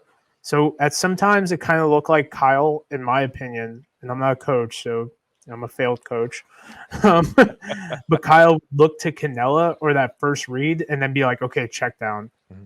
And that's why you saw that like 15 of 23 for 130 yards. Like, it's a respectable stat line in the completion side, but it's like, okay, let me take this 2-yard gain. Let's make this third and manageable a little bit more. While Plitt would just be like, okay, I'm just going to air it out a little bit. Kyle didn't look overmatched, in my opinion, but he also didn't look extremely comfortable at times. And Andrew Murray was on the Markcast today, and he talked about it extensively of like, it appeared that Murray was, or not Murray, that it didn't really provide the spark, and that Jonathan Hayes might be a better leader of men than offensive coordinator. He was a St. Louis Battlehawks coach there, head coach back in 2020 before it kind of folded under COVID and everything. It should be interesting to see what happens here. Pat Rifino, you can read his work at, well, how many places? You're all over the place. XFL News Hub, CFL News Hub, USFL News Hub. I think you might write for Pornhub. I don't know. You write for them all. Yeah, all the hubs. He gets a reply from The Rock on Twitter and is still humble enough to join me here on John Lewis Sports on YouTube. James, really appreciate it, man. You're big time. I don't know about that, but yeah, it's been fun. How you doing, John? I'm doing good. I also got to say this, and this is not an ad. I got to thank the USFL Newsroom also, who you work for, Pro Football Newsroom, which is also XFL Newsroom and USFL Newsroom. I got 10% off on an Orlando Raid shirt, so I was pretty happy right about that, on. using that code. So visit the site and you can see what I'm talking about. Let's talk about the new XFL here. The headline, James, was that this past week, the XFL had lost $60 million in its first year. And also, Andrew Marchand of the New York Post reported that there was no $20 million deal with Disney. You tweeted what Andrew Marchand said. The Rock, Dwayne Johnson, responded to your tweet. And here's what he said. He said, not true. ESPN is a stakeholder in XFL, long-term partners, big plans for the 2024 season, back to work. James, now what did you make of all that? Well, I thought his response was quite intriguing, just simply because of the wording that he used. It was very vague, and to the extent of he didn't really actually address Andrew's statement. He didn't talk about a rights deal or a rights fee. All he said was that ESPN was a stakeholder in the XFL, which is something that we've already known. I mean, obviously they're a stakeholder in the XFL. So I think it's the way PR works. He obviously, there's things going on behind the scenes, and we don't know all the details. Of course, there could be some NDAs in place, so I completely understand from his perspective that there's things that he can and cannot say. But I did think it was just interesting that he didn't actually address what Marchand actually said in his report. Yeah, I think you're right. I think there's some semantics probably at play here. They could say, oh, well, we have a deal with Disney, but it could be a deal kind of like the Alliance of American Football, which we'll talk about the finances of that. You have a really wide ranging article about all this that was really good on XFL Newsroom. It's that, they could be just providing the production, but not necessarily paying the XFL in addition a $20 million rights fee. To me would be a whole lot for for an upcoming spring football league to straight out pay $20 million to the XFL. I mean, my speculation was that could be the value of what they are providing. Does that make some kind of financial sense there? Absolutely. That's the point I was actually going to make is I think you're on the right track. I really feel like that's probably where the situation probably lies. And I think if you look at it, I was talking to a friend of mine the other day, and he mentioned that, every time there's a rights deal in place or something like this happens, there's always a number associated with it, right? But when ESPN struck this deal, or when Disney, should I say, struck this deal with the XFL, there was no number released. So again, there could be some NDA in play somewhere in the background, but we always know this information. Typically, when it comes to these leagues, whether the MLS, for example, we know about their deals with Fox and with Apple and this and that. So I think that's a bit of a telltale sign that there's something else going on behind the scenes here. Yeah, I think there's something to that. And this is a thing that's going to get worked out. This was a first year. Granted, this is the third iteration of the XFL, but as you know, and as you have written about, I don't think that anyone thought they were going to be profitable after the first year. The headline again was the XFL lost $60 million. Okay, in the first year. As you point out in your article, the Alliance of American Football, which I don't want to even compare the two because the Alliance of American Football was so poorly run and felt like a shell game. But you brought it up. They needed $250,000 or something like that just after week one. A loss of $60 million compared to that over the course of the season is not bad. No, not at all. And I guess here's the thing is the $60 million figure does seem a bit fishy. And by that, I mean, the XFL didn't come out and say 60 million. It was Forbes reporting from their industry sources. And since then, the XFL has kind of stood by Forbes report, especially since Andrew Marchand released whatever he said. But I think, based on certain things that I've heard, and this was long before that Forbes report came out, 60 million is definitely a conservative number. If it's 60 million, they're in good shape. so everyone who's pouncing on, oh, look, they lost $60 million. That might be more of a positive than a negative. Good, Yeah, you're right. absolutely. I mean, when you look at how much they would have to spend in season one, especially because I know that they have the hub model, which helps save on some costs, but they're still traveling to all these cities. They're still playing in all these markets. They're paying for stadiums like Lumen Field in Seattle, the Dome in St. Louis, which we know is an expensive venue to use. I don't remember the exact number off the top of my head, but I remember some of that information from 2020 was released, and it was like they were spending a lot of money to use those facilities. So yeah, it's just something to keep in mind. Yeah, no doubt. Let's talk about there was some restructuring in the offseason. That's going to happen with any league that makes it to a second season. You learn from your mistakes. You learn what worked. You learn what didn't work. There was some restructuring coming out of 2023.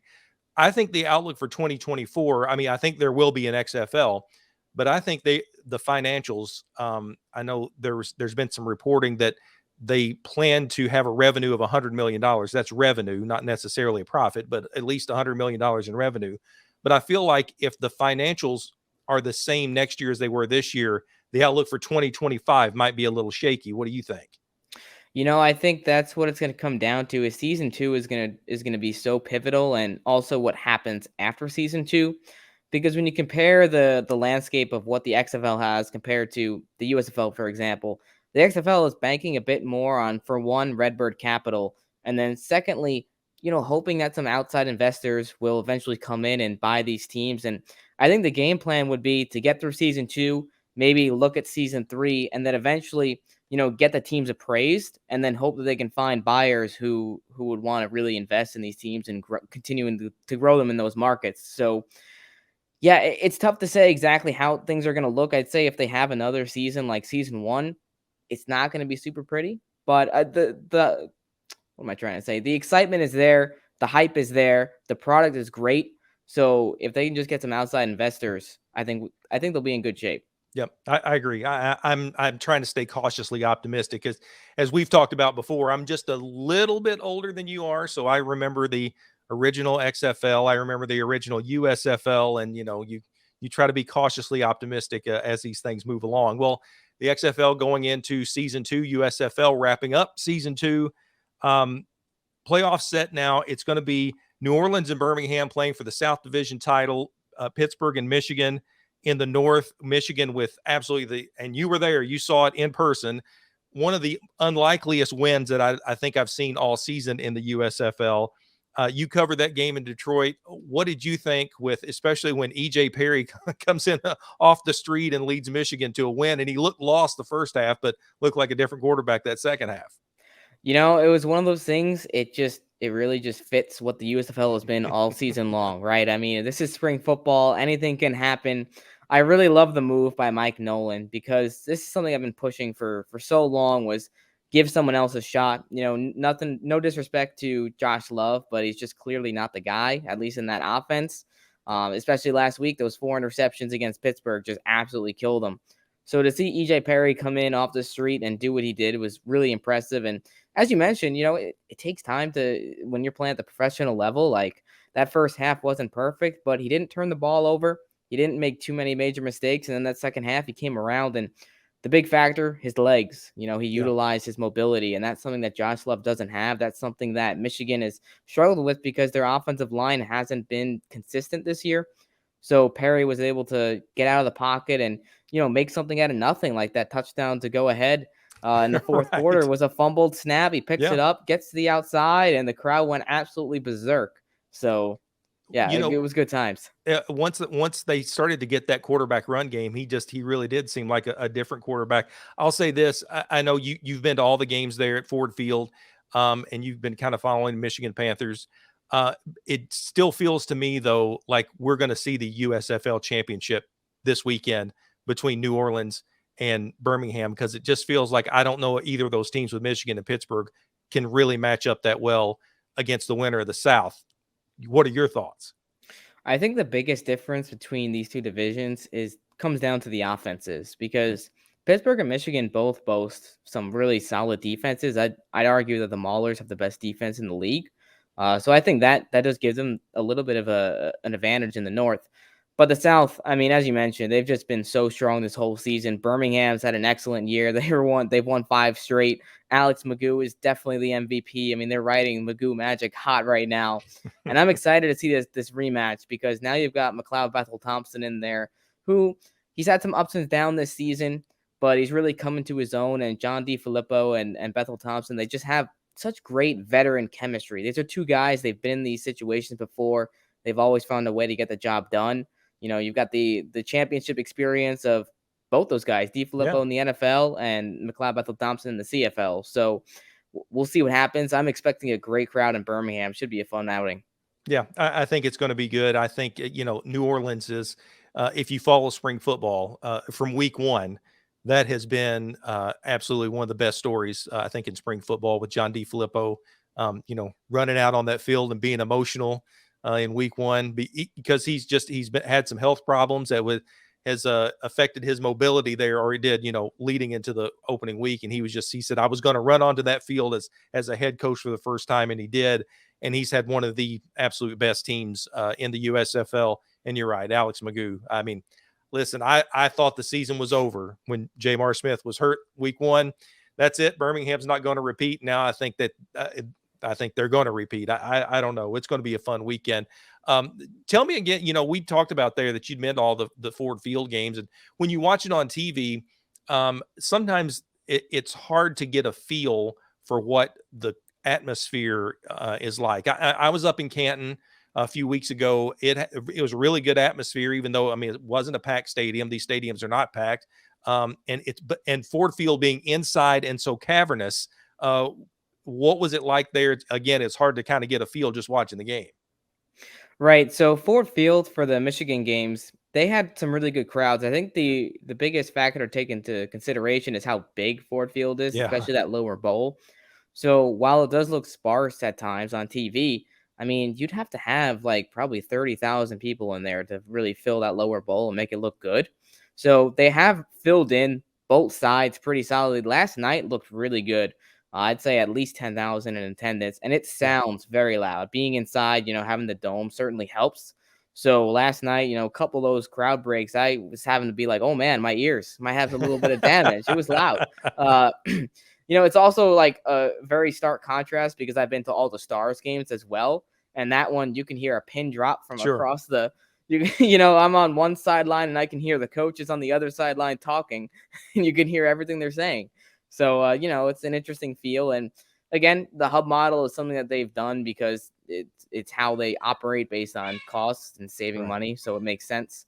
Canton, I went to Canton in week 8, which was fun. I got to watch when they faced off against Houston and Memphis, New Jersey and Pittsburgh. And, for all intents and purposes, considering neither team is a Canton team, they had decent crowds, a couple thousand people there. It's a smaller, more intimate setting, but it's not by any means bad. It's just unique and different. All right, let's bring in Nick Thorn here, XFL Newsroom, USFL Newsroom. Nick, 2 good articles on the sites recently, and you talked about your top 5 picks for the XFL and USFL players who have these NFL opportunities, who have a really good chance to make NFL rosters. It's interesting that your 2 top picks from each league were quarterbacks. Now, we're going to talk about that in a second. Yeah. But with the first week of the NFL preseason out of the way here, who were some of the standout performances that you saw in that week 1 that you expected and maybe didn't expect? Yeah, I think, there was a few people that I was like, okay, I expect it. But it was mostly surprising players, like guys who I really wasn't expecting much of. The one from the USFL that I think has really stood out above everyone else is Austin Watkins, receiver. He was with the Birmingham Stallions and then signed with the Browns. And he's a weird story because he was with Birmingham, had a 60-yard touchdown week 1, and then I guess got in the doghouse or something because he didn't play for most of the season. And it wasn't like an injury thing. He was just inactive. But he got an opportunity with the Browns to try out. They liked what they saw. He's big, fast. So I guess there were some traits they liked.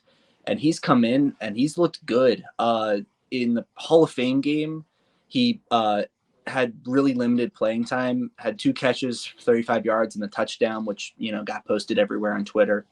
But I was a little bit more hesitant than everyone else because I was like, well, he got mop-up duty, late 4th quarter, only 2 targets. But the thing this week was it's clear that they were impressed because his routes run and his snaps played tripled. It was earlier in the game and he made the most of it. He had 6 catches for 71 yards. And I see an opening for him. It's going to be tough. It'll be receiver 6. There's about 5 locks on that team. And then you're talking Jakeem Grant is good on special teams. Anthony Schwartz also is kind of a bubble guy. He's been there for a bunch of years, hasn't really broken out. But he's one that I'm definitely like keeping an eye on. If he can have a couple more good games, I totally think at least at practice squad, he might be able to even sneak on the 53. And then my top guy for the XFL is Bruce Hector, defensive lineman. He was with the Renegades and then signed with the Jets. And he was very interesting because he wasn't in the Hall of Fame game with the Jets. He signed in last week. And he came in and balled out, played 30 snaps, which is a lot for a guy who like just got there. And all of his PFF grades were really good, 90 plus grade total for defense and for pass rushing too. And he had the big play where he had a strip sack and recovered his own fumble. He's a guy who, like, I don't know if he's really going to get a fair shot at making the roster, but he certainly put himself in that conversation. More than I expected out of him. He was even he was kind of a rotational guy. He wasn't, I don't think he was a starter for Arlington. He certainly was someone who I wasn't putting on the radar as a big XFL to NFL guy, but those would be probably the two more than anyone else that I think like really surprised me in this week one. Yeah, give a little love to the linemen, man. They got to get in there too. And it feels like that we've seen so many linemen, offensive linemen and defensive linemen who might have a shot from XFL and USFL into the NFL. But of course, everyone talks about quarterbacks, Nick, and I think Alex Magoo is one of the best stories from the USFL. Anyone who's kind of followed his path where he was a starter, then benched, and then he came back and he won the championship when the starter when Jamar Smith went out. I mean, people know his story. It was interesting that he went to Green Bay, signed by the Packers, and I really thought that he has a really good shot of being the number 2 there. But it felt like in that first game, at least against the Bengals, they're really trying to push out Sean Clifford, who to me was kind of a surprise draft pick anyway. Alex Magoo, you talked about some mop-up duty. He got in there and just a little bit, didn't look great, did have a handoff. I think the running back went like 80 yards for a touchdown. But you feel like, is it, I know we overreact after every game, but after a week one in the NFL preseason, you feel like Magoo is on the bubble? Can he be a number 3? How do you feel like he fits in there with the Packers after week one of the preseason? Well, I was really bullish on Magoo coming into the preseason. They cut Danny Etling, who was their other kind of bubble quarterback, and it to me was a sign that was like, oh, they're going to give Magoo a legit shot. They got the other guy out of there that they weren't interested in. And I thought like that meant like they were really going to do a competition between Clifford and Magoo for that 2 spot behind Love. But I mean, like when the way they split the snaps, I'm going to need to see it a little bit first. Obviously the fumble really hurt. He didn't play well. He didn't really get much of an opportunity. I think it was only like maybe 7 snaps. And the fumble on top of that was like real rough, but we'll see. I think at this point, like he's definitely a guy who I'm pumping the brakes on a lot because, it'd be one thing if he played poorly, but the fact that he didn't play at all really, that really shows you where they view that room, that they really want to get Clifford as many snaps as they can. And they really don't care to see Magoo that much. Maybe that was just week one, and then next week Magoo's going to get a ton of snaps. So I'm not in panic mode, but it's certainly a guy who all of a sudden went from like this, oh, he's a sure thing making that roster. Now it's like, maybe he's making the 53 with the new 3 quarterback rule. Maybe he's a practice squad guy. Maybe they just go with 2 guys. I'm not there's nothing guaranteed for Magoo at this point after week one. Yeah, I was the same way. I mean, I thought his stock was high and going in, especially you mentioned the Etling cut, and I thought, well, there we go. Nick, you talked about that 3 quarterback rule. Sean Payton loves to have 3 quarterbacks on his roster. Yeah, seems like that might play pretty well for Ben DiNucci now, who is in Denver, a backup to Russell Wilson. Played, I think he played 3rd string up behind Jarrett Stidham. Well, in week one, but. I really like his chances. And, if Saturday's performance against Arizona is any indication, I think he has a real shot to make that Broncos roster. Yeah, it's kind of like the anti-Magoo there, where both these guys came in, and I viewed them very similarly as like guys who were QB3s, and I was more high on Magoo coming in than DiNucci because I thought Stidham got a payday, he's QB2, like I don't think he can really get above QB3. Best case scenario, he makes that roster as QB3, but right now I'm like, it's not like still Stidham is the 2. But Stidham did not play well through 2 quarters. Now, to be fair, I saw a stat that was like quarterbacks pressured, and the number 1 quarterback through the first preseason week that was pressured was Russell Wilson, and number 3 was Stidham, and then DiNucci was like 48 or something. Like he was like, he was like one of the least pressured quarterbacks in week 1. So maybe that has something to do with it. The Broncos starters and I guess second string just weren't great at keeping them protected, but DiNucci looked good. He was doing some classic DiNucci things where he was like running up to the line and just kind of shoving the ball to Bandy on a play or two. But he had a good command of the offense. I definitely think, I mean, at this point, if he can continue at least at this level, I think they are forced to keep him on the 53, but I wouldn't rule out potential him upsetting Stidham as the backup in Denver, and with how Wilson played last year, that could be enough to get on the field this year if that continues. And that offensive line sucks. I mean, let's just face it. I mean, Russell Wilson was just getting killed out there, and then But you're right, and you're a guy who watches PFF, and you take those numbers into account, as you mentioned the stats there, and if you look at it, Ben DiNucci actually graded out better than Jarrett Stidham, but numbers don't lie. He wasn't pressured as much as you said. Yeah, definitely. And finally here, we're going to talk about, you've got an article in the works here as you kind of follow this along. You're a player personnel follower. Yeah. You've got the charts, you follow PFF, you watch these guys, you've got everything. You're already starting to look at stock up and stock down right now. Yeah. And I know you're going to publish that here pretty soon. What are some of the stock up and stock downs that you can share with us right now? Well, the stock down guys are really interesting because it's a lot of guys that were in those articles for top 5 opportunities. What a difference a week makes, right? Yeah, really. Because it's like you go in and you look at, on the depth chart, it's like, okay, well, this player, I don't think very highly of, and then all of a sudden that player gets a ton of snaps. Of players in that kind of category, I'd say Hakeem Butler is one that I'm definitely stocked down on. He, if you looked on Twitter, there was a lot of Hakeem Butler hate because he had a really bad drop in the fourth quarter, and he didn't play much in the fourth quarter at all either. The Steelers started their starters, so I'm not like the world's on fire. And also one point that I haven't made yet that is interesting, because I did this last year and I posted it to Reddit. Now I'm posting on Newsroom, but last year there were cut downs between the preseason games. Like at this point, 5 guys were getting cut, but now I think the stock down guys, I'm less panicked than I was last year, because it's like I know most of these guys are going to get 2 more opportunities, and even if they're not great opportunities, like Butler's going to play again next week, and if he has a good game, then he could be a stock up guy. But he's definitely one that you looked at and was like, okay, I wish he played a little bit better if he had limited time. And then on the USFL side, we already mentioned Magoo. He's going to be on that.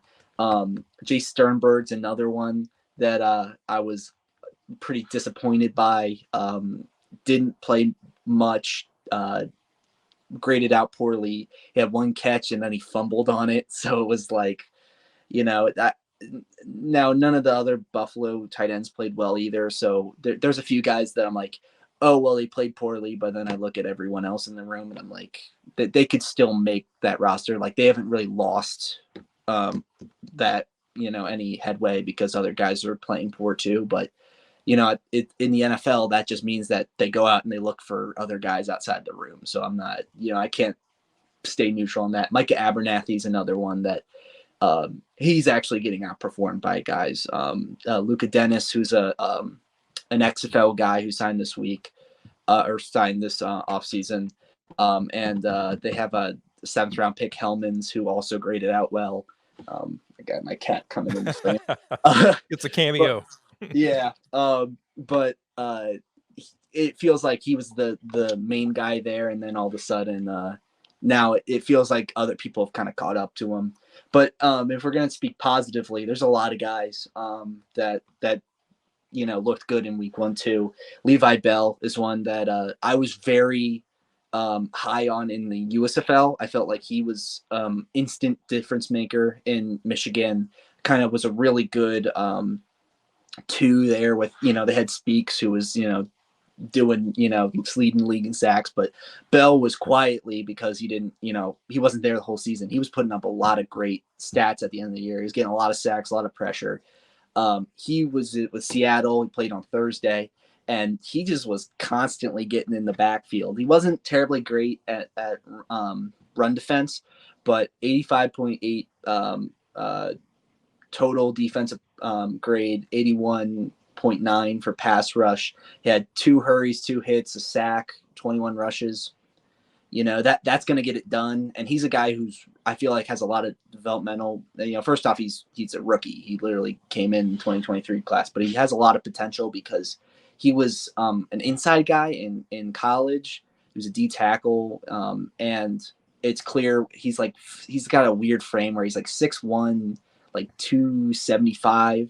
So they're deciding to make him an outside linebacker and I guess probably lose some weight and be a little bit more athletic. But he looked good. He actually got a tackle on a kickoff, which was crazy because at that size, like you wouldn't even think about putting someone out there at that size, but he got a tackle. So, clearly he can do it all. He's a guy I feel really good about. Maurice Alexander is another one that, he had the big punt return. So, I can't go without that, even if receiving wise, he was just fine. And he might be a guy who doesn't make it in Detroit, but someone else is like, oh, he can be a kick punt returner. If there's another team that needs one, I don't know if he's making the Lions. They just signed Khalif Raymond. So who's their returner guy, but let's see. Is there anyone else?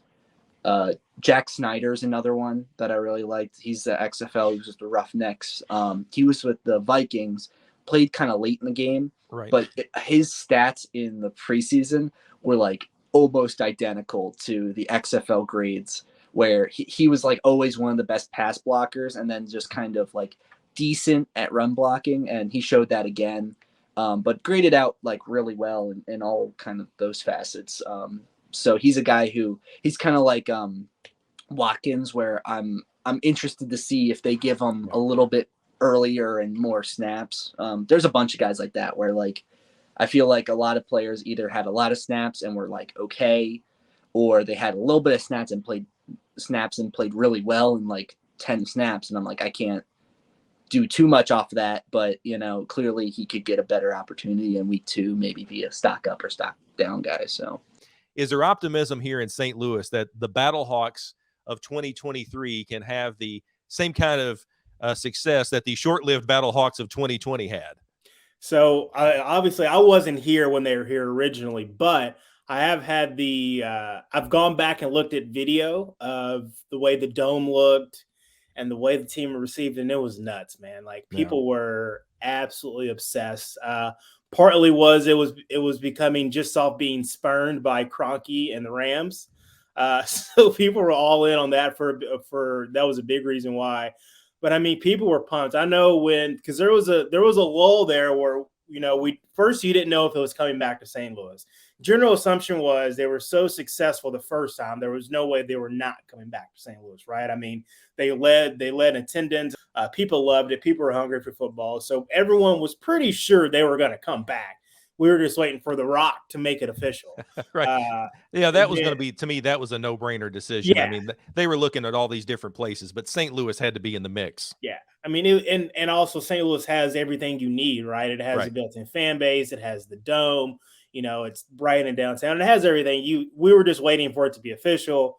The Rock does it. It's official. Everyone's cool and everyone's jacked. Pumped. We're getting emails, we're getting questions. And the biggest question from there was like, are we going to still be the Battlehawks? Because if you remember when they announced the cities, they didn't announce the names. Right.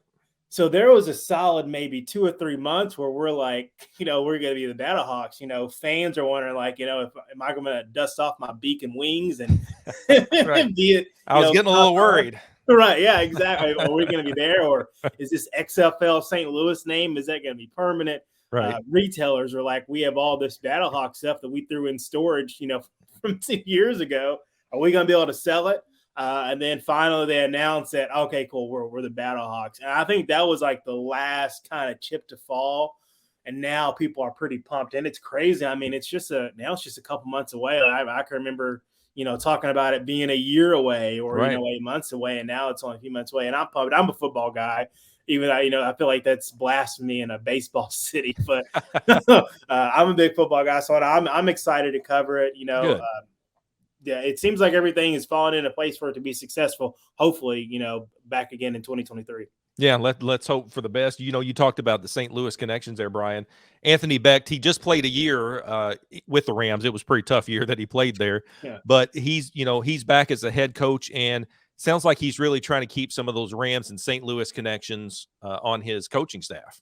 Absolutely. I think that's one easy way to get fans on board is to have familiar names. Mm-hmm. I mean, you have people from Mizzou's football former staff that are on there, and obviously you have Ricky Prohl. I mean, you're not going to find a guy that people are going to look more at St. Louis more than Ricky Prohl. I mean, he was part of the fast break on grass or what, the greatest show on turf. Yeah. All that. He was part of that team that, really made the St. Louis Rams, who everyone knows they are. So you bring in guys like that. And I had a chance to chat with Ricky over Zoom, and he's just a nice guy. I mean, when I talked to him, I felt like I'd known him for decades, and we'd known each other for like 10 minutes. And bringing those guys back into St. Louis, bringing those familiar faces will be huge. Obviously, how good the team is will matter a lot as well, but that was smart. He, when I had a chance to interview Becht, and he was like, that was a big part in bringing these guys that have impacted football in the state of Missouri, not even just St. Louis, back into the fold, and bringing Ricky Prohl back into the dome, bringing those guys back, and even himself back was a huge deal. He said from day one he wanted to coach the St. Louis team, and he kind of rallied for it, and that's the team he got. Yeah, what are your impressions of him? Because it does sound like he's not being just an ambassador for St. Louis, but he's also kind of an ambassador for the league itself. Oh yeah, man, he is XFL through and through. I mean, when I talked to him via Zoom, I think the day that they announced him as coach, and then they had sort of a fan event here at Ballpark Village, which is basically right smack dab in the middle of downtown by Bush.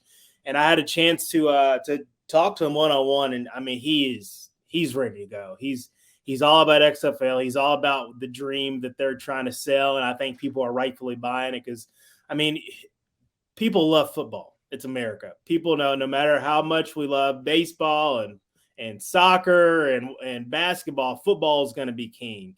And so he knows what it could do and what it could bring, and so he's all about it. I mean, after I finished talking to him, I was ready to go. I'm like, you look like you could still play some. Right. What you got in you? Give me a helmet and some pads. We'll go. But yeah, man, he's definitely, I think ambassador is the best word to use for him for the XFL and definitely for St. Louis as well. We talked about, you touched on there, fans have been burnt by pro football there, and it felt like in 2020, they were ready. They were all in, with the Battlehawks. Are you starting to see that now? Yeah. When you start to talk to people maybe out in the community, are they, they're excited and that it's coming back, and they, when you get burnt by the Rams, then you get burnt by COVID and your team that you were supporting just disappears, which like it did with, the rest of the league. Or is there maybe some cautious optimism there, or how is it with the fans? There's definitely some cautious optimism. One, because you hope it's going to be like it was before. Right. But I know, as when you're a sports reporter, you're going to high schools, you're going to small colleges, you're going to everywhere. And one thing I've noticed is people wearing more Battlehawks gear out and about than I saw before the announcement. That was one thing, especially since I've started going to high school basketball games and being indoors and seeing everyone. I've noticed more Battlehawks gear, and I'm like, that's interesting. But I think people are ready. People are ready. I mean, if you're wearing a Battlehawks shirt to random high schools playing each other, I think that's all about you. I need to know that you're ready to go. That's a good sign. Taylor Heineke, he was, the most kind of successful of the 2020 Battlehawks, although he didn't really play. He was behind Jordan Tamu there with that Battlehawks. Now he's had some starts with the Commanders. Another quarterback with the Battlehawks here who's had some NFL experience is A.J. McCarron. And Bryan, I know you've talked to him a little bit. His story about coming back to pro football, he was, former Bengal, obviously, played at Alabama, was a great player there. But his story of why he came back to pro football is pretty interesting. Yeah, man. I think whenever you have a guy like that, he played for Bama. He did all these great things. In football, sometimes it comes down to names, and I think bringing in a guy like A.J. McCarron, whether you want to say it's the luck of the draw or whatever, I think that's huge to what's going to be the success of the team. I mean, success in football in general is based on your quarterback. But if you bring back a guy like A.J. McCarron, who has an amazing story on why he's coming back to pro football. He played for the Bengals. My wife is from Cincinnati, so I saw some of that stint in Cincinnati when he was basically forced to play. And watching him come back is going to be pretty cool. And Roy, I think going to add to the excitement of football here, that you're going to get a guy that played in the NFL, played on the biggest stage in college and pro, and it's going to be here right here in St. Louis. Right. And then when his kid asked him to come back to pro football, it's like, hard to say no, right? Yeah, I mean, if your kid says something to do, you're going to do it. So you know all about that, right? Yeah, right. He's on his way play football in St. Louis. Pretty cool. Bryan, I'll finish up here. You and I, as we said here, we're football guys. We enjoy it. Are you optimistic about the success of the league in 2023, not just in St. Louis, but maybe overall? I think part of me is skeptical because it had such a short run, right? And you didn't have a good sample size. So, but football is about the grind over time, right? It's, can you keep the interest of fans in for the long haul? I think they can. I hope they will. But I mean, without a doubt, those first few games, that first home game is going to be absolutely insane. And I'm excited for that. And if the XFL can keep people, in tune into the game, if the team is good, which we all know winning cures all, that's the sports cliche.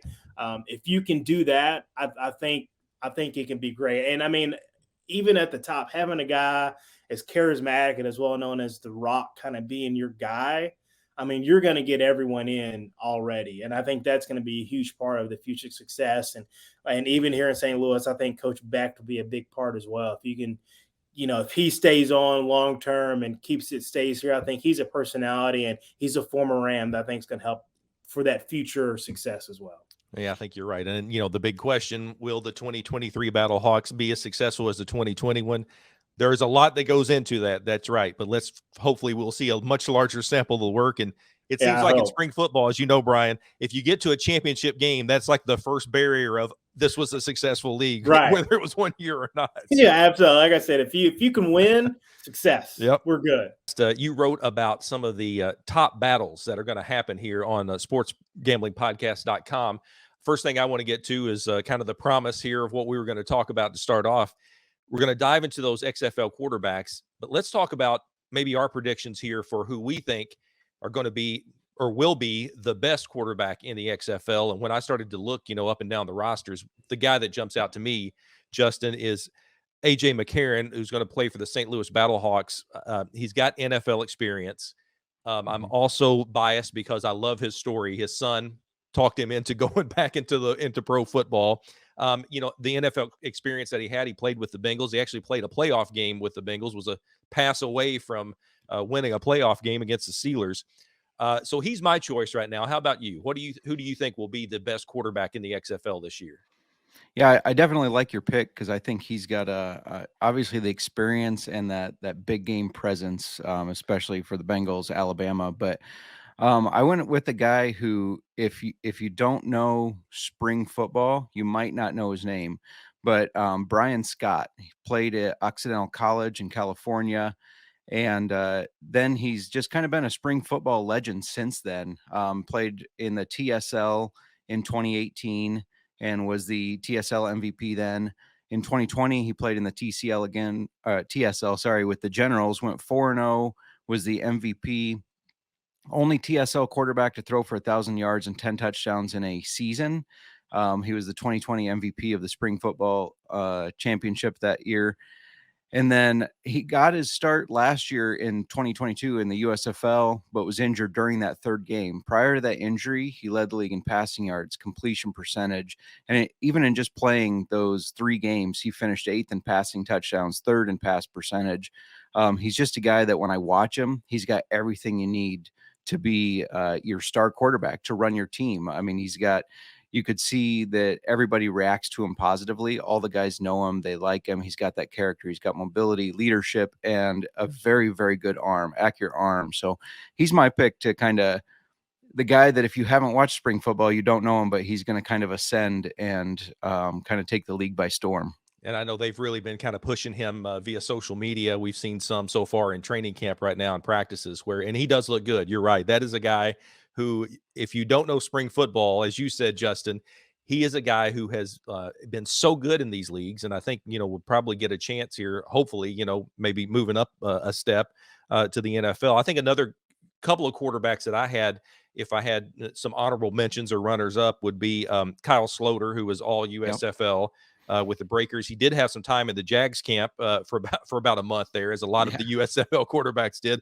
And maybe I'm voting with my heart here, because is there a better story out there than Luis Perez, who has done so much? He was in the AAF, he was in XFL 2.0, he was in the USFL. In fact, he threw the first touchdown in the USFL with the Generals. Now he's in the XFL 3.0. I think that is a guy who really has an opportunity here in the XFL. Yeah, for sure. I like Luis. He'll be battling against Brian Scott. And, right. One of the things when you watch Luis Perez, I think he's, and I don't like this term, but he's a really good game manager, right? Right. He moves the ball well, but he also kind of, I think when you fall behind, he lacks some of that, mobility to get out of the pocket and move the ball down the field quickly. And that's kind of why for the Vipers, I give the nod to Brian Scott. I think he's going to run Rod Woodson's offense very well there. And that's going to be an interesting offense to watch. Let's dive into your article on sportsgamblingpodcast.com, where you did talk about, some of the battles that are going to happen there. You picked Brian Scott to win that battle. A lot of people already are kind of down on the Orlando Guardians. They feel like that might be the weakest of the quarterback group. DeAndre Francois, Quentin Dormady. You like Francois to win that job. I think there are a lot of people probably in Florida, because since he's a Florida State guy, that would like to see him do that as well. But your thoughts on maybe that quarterback group there with Orlando? Sure. Yeah. They got Quentin Dormady, who was a 5-year contributor for Tennessee and Central Michigan. He also spent some time with the Alouettes in the CFL. And then they got Mitch Kidd, who, not a well-known name either, played at Redlands. I think he's more of a developmental guy, but he was the 2022 Fan Controlled Football MVP and the Offensive Player of the Year there. But I think DeAndre Francois might have a bit of a chip on his shoulder. He started at Florida State. He took over the starting job in 2016. He's injured in 2017 and then removed from the program due to an off-field issue, transferred to Hampton. He's played in the FCF and the TSL some. His story kind of reminds me of DeAndre Johnson from USFL last year. Kind of the same thing. Played for Florida State, off-field issue, removed, but found some success. Very different style of quarterback, though, where Johnson's a run-first quarterback almost. Francois is a pure pocket passer.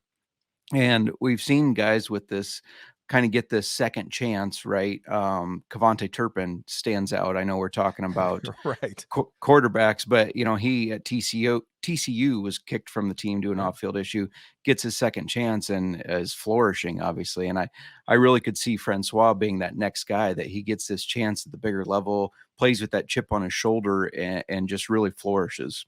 Yeah, Turpin, a USFL MVP, and now he's a Pro Bowler. I mean, what a year he had, that's for sure. Absolutely. You and I agree with Houston Roughnecks, because Brandon Silvers is a guy there that I think is going to win that race. he has all kinds of experience, but Cole McDonald is there and might be able to give him a run for his money. And in 2020, when the XFL was around, we had some split quarterback rooms where both of them got time, and this could be one where they both get the opportunity to prove themselves.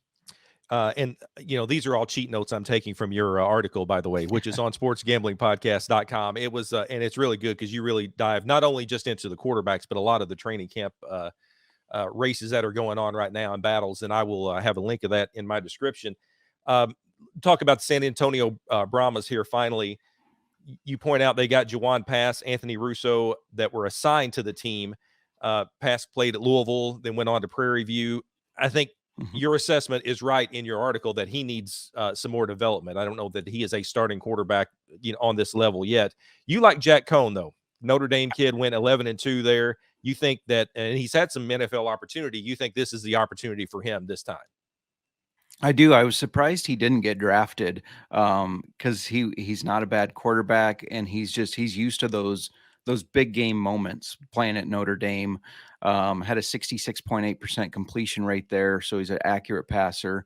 And when undrafted, spent a little time with the Colts, but he's definitely a guy I think will kind of take the reins on this because he has more experience. I like Reid Sinnett too, but that's a little biased. He was born in Iowa, and I live in Iowa. Didn't play for Iowa, but he was born here, so I'll hang on to that a little bit. All right. Well, yeah, I think. Yeah. Go ahead. I was just saying, I think Jack Cohn, he's got the experience that'll win out of it, initially anyways. Bring in Alex Walker of WFTV, the ABC affiliate in Orlando. And Alex, I know you've had an opportunity to kind of interact and see the Orlando Guardians building from the ground up down there. What's kind of been the local reaction? I know Orlando has been through its share of pro football teams down there. It's an exciting time in Central Florida. This is Orlando's Central Florida community that has had the XFL before. And when the XFL was here in its first run, if you will, they packed the stadium. They had one of the highest attendance numbers in the league. And this is they play at Camping World Stadium, which is where they have the bowl games, the Citrus Bowl, the Cheez-It Bowl. And so it's a great stadium with a great fan base that, as you know, does not have an NFL team. Tampa's about an hour 45 down the road. So you have your Buccaneers fans, your Jags fans, your handful of Dolphins fans. But I bet that when the season starts February 18th, 2023, they're going to pack Camping World Stadium. So the reaction's been great. They're excited to have the Guardians here in town, and they're excited to have a head coach in Terrell Buckley, who's lived here before, and he has called Florida home for a long time. So they're excited about that as well. You got to interview Buckley. Tell me about your impressions of him and maybe some of the things that he's been doing out in the community. I'm sure they've all been making. It looks like a lot of the head coaches made the media rounds all through the different markets. Yeah, Terrell Buckley has been making the media rounds. He's been hopping around and getting his name out there because, as you know, the XFL, it's an uphill battle to keep this league where they want it to be. But I think this time around they have what it takes to have staying power. And Terrell Buckley's been making his rounds, and this is a guy that he said when he was hired that he was going to be maybe an XFL head coach. He said, look, if I'm going to do this, I want to be the man that gets the Florida team. I don't care about the other. I want to be in Florida. And so when they announced that Orlando was going to be a city, Terrell Buckley was that guy. And if you look at his coaching staff, he's got the entire state covered. Lamar Thomas is one of his coaches. Legend from the U, and a lot of his defensive coordinator, offensive coordinator as assistants. A lot of them have the entire state covered. He said over 180 years of collegiate, high school, professional experience he has on his staff. And if you look at the roster they have as well, the makeup of their roster, they've got guys from Miami, guys from Florida State, guys from UCF, guys from USF. And so he wanted to construct a roster and a staff that appeals to the fan base here. Like, when you go to buy a ticket, you're not just going to buy a ticket to see Orlando's team. You're going, oh, they got Charleston Rambo, who's one of the best playmakers in the ACC's had in the last decade from Miami. And you got a UCF linebacker in Terrence Plummer, who people in Orlando know and say, oh, I'll go see him play and also support the Guardians. And so they've done everything right so far. And I think, that's such a way to do it, because when some of these other leagues where you play all your games in a certain city, And it's like hard the USFL in Birmingham. Like the USFL in Birmingham Right. is exactly right. Because I don't understand how, from a when you're trying to grow that sport, that league, one of the best parts about sports is the fan bases. And so you got to build the fan bases in the cities. And so this league is going to be out of Arlington, but they're going to be playing their games at their sites in their cities. You're going to have tailgates. You're going to have build up to the games. You're going to have people at the games and going out to the bars and restaurants wearing the merchandise. And I think that's a big component of all of this is you got to get that community market buy-in to have a successful league. And I think that's where the XFL is so far doing things the right way. Yeah, I was talking about this recently. I thought that it feels like the XFL is really trying to build a football league in a traditional sense versus what the USFL did, which was really a TV show. They turned Birmingham into a TV studio, and it was just an on-air product. It feels like with what the XFL is doing, like you mentioned, they get out in the community and they're trying to build the fan base in each city and also nationwide.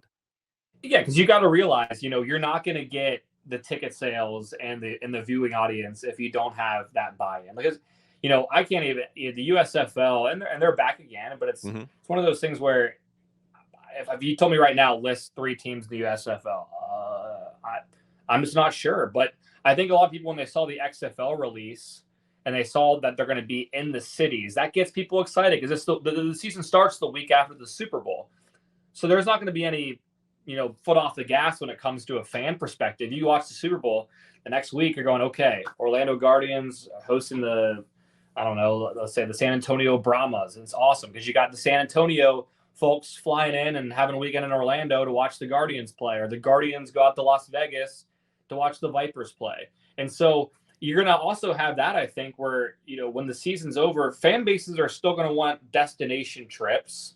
They're going to go to support their team or just go see a game, period. And when you can fly to the actual place and see the gear and see the new colors, that buy-in is so essential. And it's the vision The Rock has had. He's obviously one of the main guys as a part of this new look XFL. Right. And I think he's doing that the right way because you got to have people in the seats to have a successful league. You got to have people watching the games for it to be successful. That's where it all starts from a money point of view. Yeah, no, I think that's a very good point. Are you starting to see, I know we're a little bit away here from kickoff, but are you starting to see some Orlando Guardians gear running around down there? It's starting to pop up. Yeah. One of the funny things, I will say this, and when we had Buckley in, I had to ask him, I said, hey, so UCF, which is the main university here in Orlando, is black and gold. They're the Knights. Their main rival is USF in Tampa. And when USF played UCF in the War on I-4, USF's jerseys were like fluorescent green and forest green, which looks exactly like the jerseys that the Guardians have. And I was like, whoa. Like, so you're just going to all the UCF fans are like, what? Why'd they choose these colors? Like, why'd you choose USF's colors? But it's like, whoa. They want it to be, represent the vibrancy of Central Florida and Orlando. And so I get it from that point of view. But I have seen gear pop up so far. They had a town hall type event where Buckley got to interact with fans. And they had some gear giveaways, and they had activated the XFL merchandise site. And so, yeah, I think what's great, too, and they realized that, hey, let's release these jerseys and T-shirts and all that stuff before Christmas. Makes sense. It'd be a good stocking stuffer and a good gift for fans. Because, like I mentioned, when they had the rage, back here, the XFL before, I've actually seen more old XFL gear of people going, let's reignite, how fun it was the last time around, and it's our chance to get the dust off the old, the former Orlando franchise and get it rolling again. Yeah, the Orlando Rage, man, they had like the greatest mascot, the logo. It was good, and of course, it was incredible. Jeff Brom could have been the XFL MVP until he got beheaded in a game and had to exactly. We all remember his post game interview afterwards where he still wanted to play and he's ready to rock and roll. So that's a name that people love around here, Jeff Brom. Yeah, that's funny that you're starting to see Orlando Rage gear pop up. Alex, you talked about this is an opportunity not just for football players, but it sounds like it's an opportunity for a lot of those guys with local connections. And you're right. You hit on a point there about that builds the fan base because they will come out to watch it. Who are some of the you touched on there a few of maybe some of the players that are going to use this opportunity that we thought we would see in the NFL at least, and now they're going to be in the XFL who have those local connections.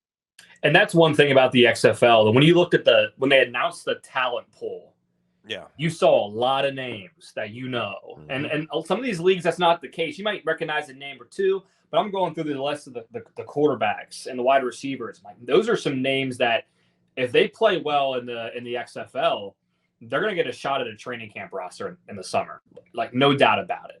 And so the one name that popped off the screen instantly for us here in Orlando was DeAndre Francois. Yeah. Florida State quarterback. He was the ACC Rookie of the Year when he was wearing the Seminole uniform. His actual first ever game that he played at Florida State, they were down like 22 to Ole Miss. And at Camping World Stadium, they let him all the way back for a win in the first game of the year. And that's where they're going to play their games here, Camping World Stadium. So it's kind of a full circle moment for a guy in DeAndre who, for fans of the ACC, they know that name. They know what he can do. He had some bumps in the road, ended up transferring to Hampton, and then kind of has been hopping around, little independent leagues. But Terrell Buckley said this guy came into camp, great shape. His velocity is up. He said 9 to 10 miles per hour, and he looks the part of a guy that can come in right away and be an explosive playmaker. And one of the guys that he's going to be connected with a lot is Charleston Rambo, who is a guy from the University of Miami who has popped around. He's had a couple shots in the NFL and explosive playmaker that can hurt defenses. And so when you have names like that, and DeAndre, by the way, is from Orlando. He went to Olympia High School, which is one of the high schools right here in Orlando. And so when it comes to selling tickets, when they announced that DeAndre Francois was going to be one of the quarterbacks here, people lost their mind. Like, oh, I remember that name. I can't wait to see him play. Right. And one of the other quarterback is Quentin Dormady from Central Michigan, who, if you ever watch Maction, like, he was one of the best offensive players that, you'd watch on a Tuesday, Wednesday night. And so they did a great job of getting guys from the state, but also going out there and grabbing names that are impact guys that, look, and this isn't a league that you're going to be watching on these outlier networks. I mean, this is going to be ABC and ESPN. We're going to put this product in your face. And if it's high quality players and high quality coaches and names, Buckley, Hines Ward, the list goes on and on. Yep. I think that alone, when you have that sort of television audience, that's how you get a league to stay around for a little bit. Yeah, I think they're really setting themselves up for success in a lot of different ways. There's certainly, even before kickoff, you see promos on Monday Night Football for the XFL. You see, they make stops at Sports Center. They're really trying to reach that wider audience and build this up into a true traditional football league. It's an opportunity, obviously, for those guys, an opportunity for you to cover something after basketball season ends. That's, in the TV business, it's like once college basketball kind of wraps up, it's a slow time, but really won't be for you there. You'll be about a month into the XFL, right? Yeah, which is nice because, that's I'm just so used to that time of year. It starts to slow down a little bit. Right. Here in Orlando, it's like, okay, you got the XFL and you got Daytona week, which people get all excited about down here. And, usually at that point, the Orlando Magic are so bad that no one's caring anymore.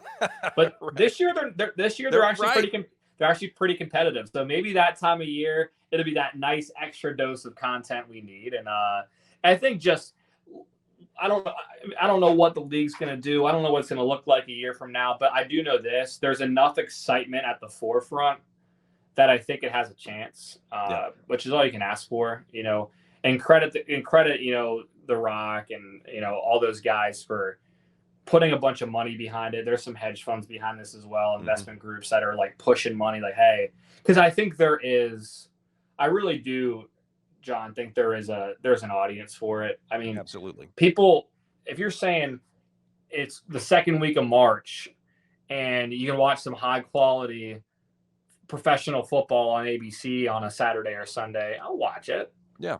If it's good quality and the production value is strong, yeah. Because at that point, you got your college basketball and your NBA, PGA Tour starting around. But hey, so I'm excited to see what the league's all about. Yep. Looking forward to it. Looking forward to seeing your work and your coverage of the Orlando Guardians down there His name is Alex Walker. He works for WFTV. You can follow him at Alex Walker TV on Twitter and other places. Alex, appreciate your time and looking forward to all the coverage coming up. Thanks, John. Thanks for having me on. All right.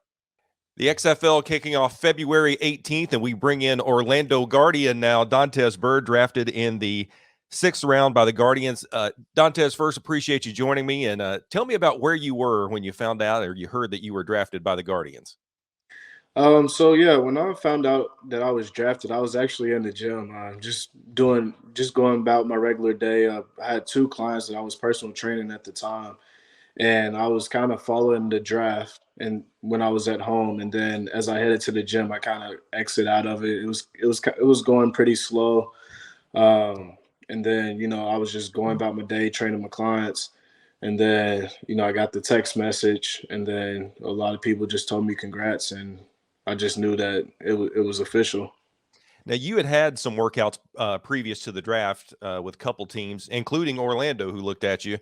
Tell me how those went, and not a surprise that you were at the gym. The last time I caught up with you before the draft, you were at the gym working out. But tell me about the workouts that you had there.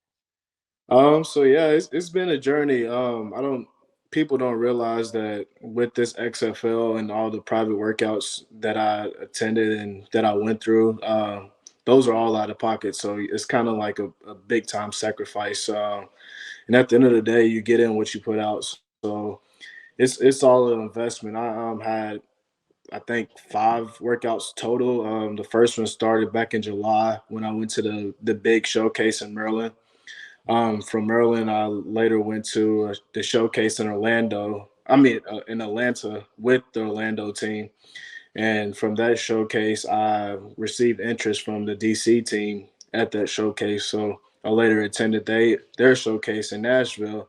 And then after their showcase, I received more attention from the St. Louis team. So I went to Tampa to that showcase. And then I finally wrapped it up with the Orlando. They had a pre-draft visit and workout in Orlando. I think it was about 3 or 4 days before the draft, and it went pretty well. So that was a good thing going into the draft. I had a good feeling going into the draft that I left everything all on the table and that someone was going to get me.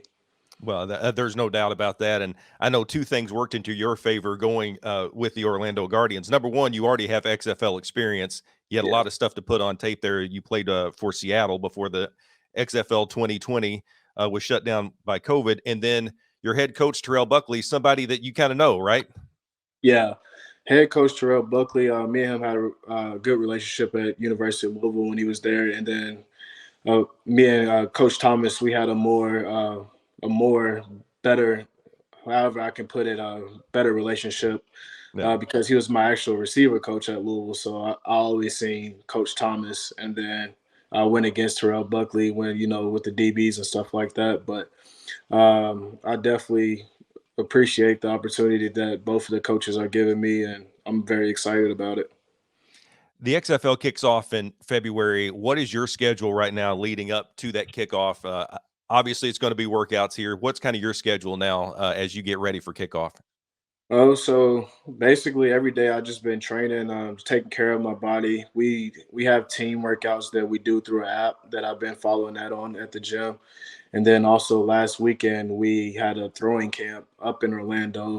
The quarterbacks and receivers and tight ends got together for the weekend and just, went over basic stuff of the offense and threw routes and kind of got to go know each other and stuff like that. So that was pretty cool.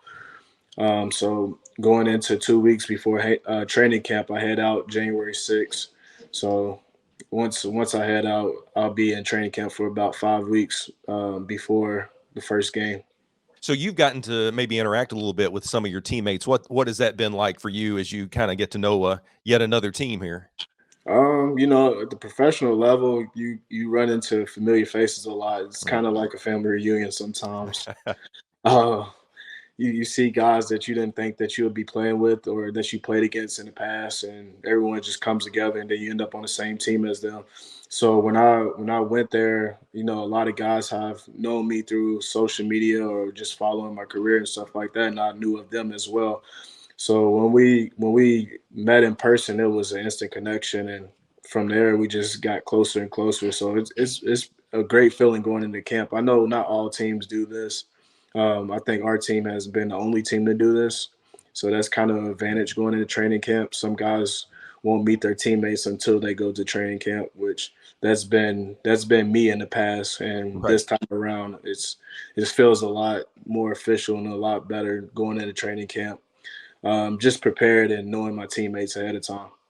Yeah, Dontez, that's interesting because, you talked about being able to interact not just with your new team, but seeing other people, kind of like you said, a family reunion, because this is your sixth stop in professional football. You've had, 2 or 3 here opportunities wiped out by COVID. I mean, just bad timing. But have you been able to interact and talk to some people who have that you've played with or played against, maybe in the other iterations of XFL?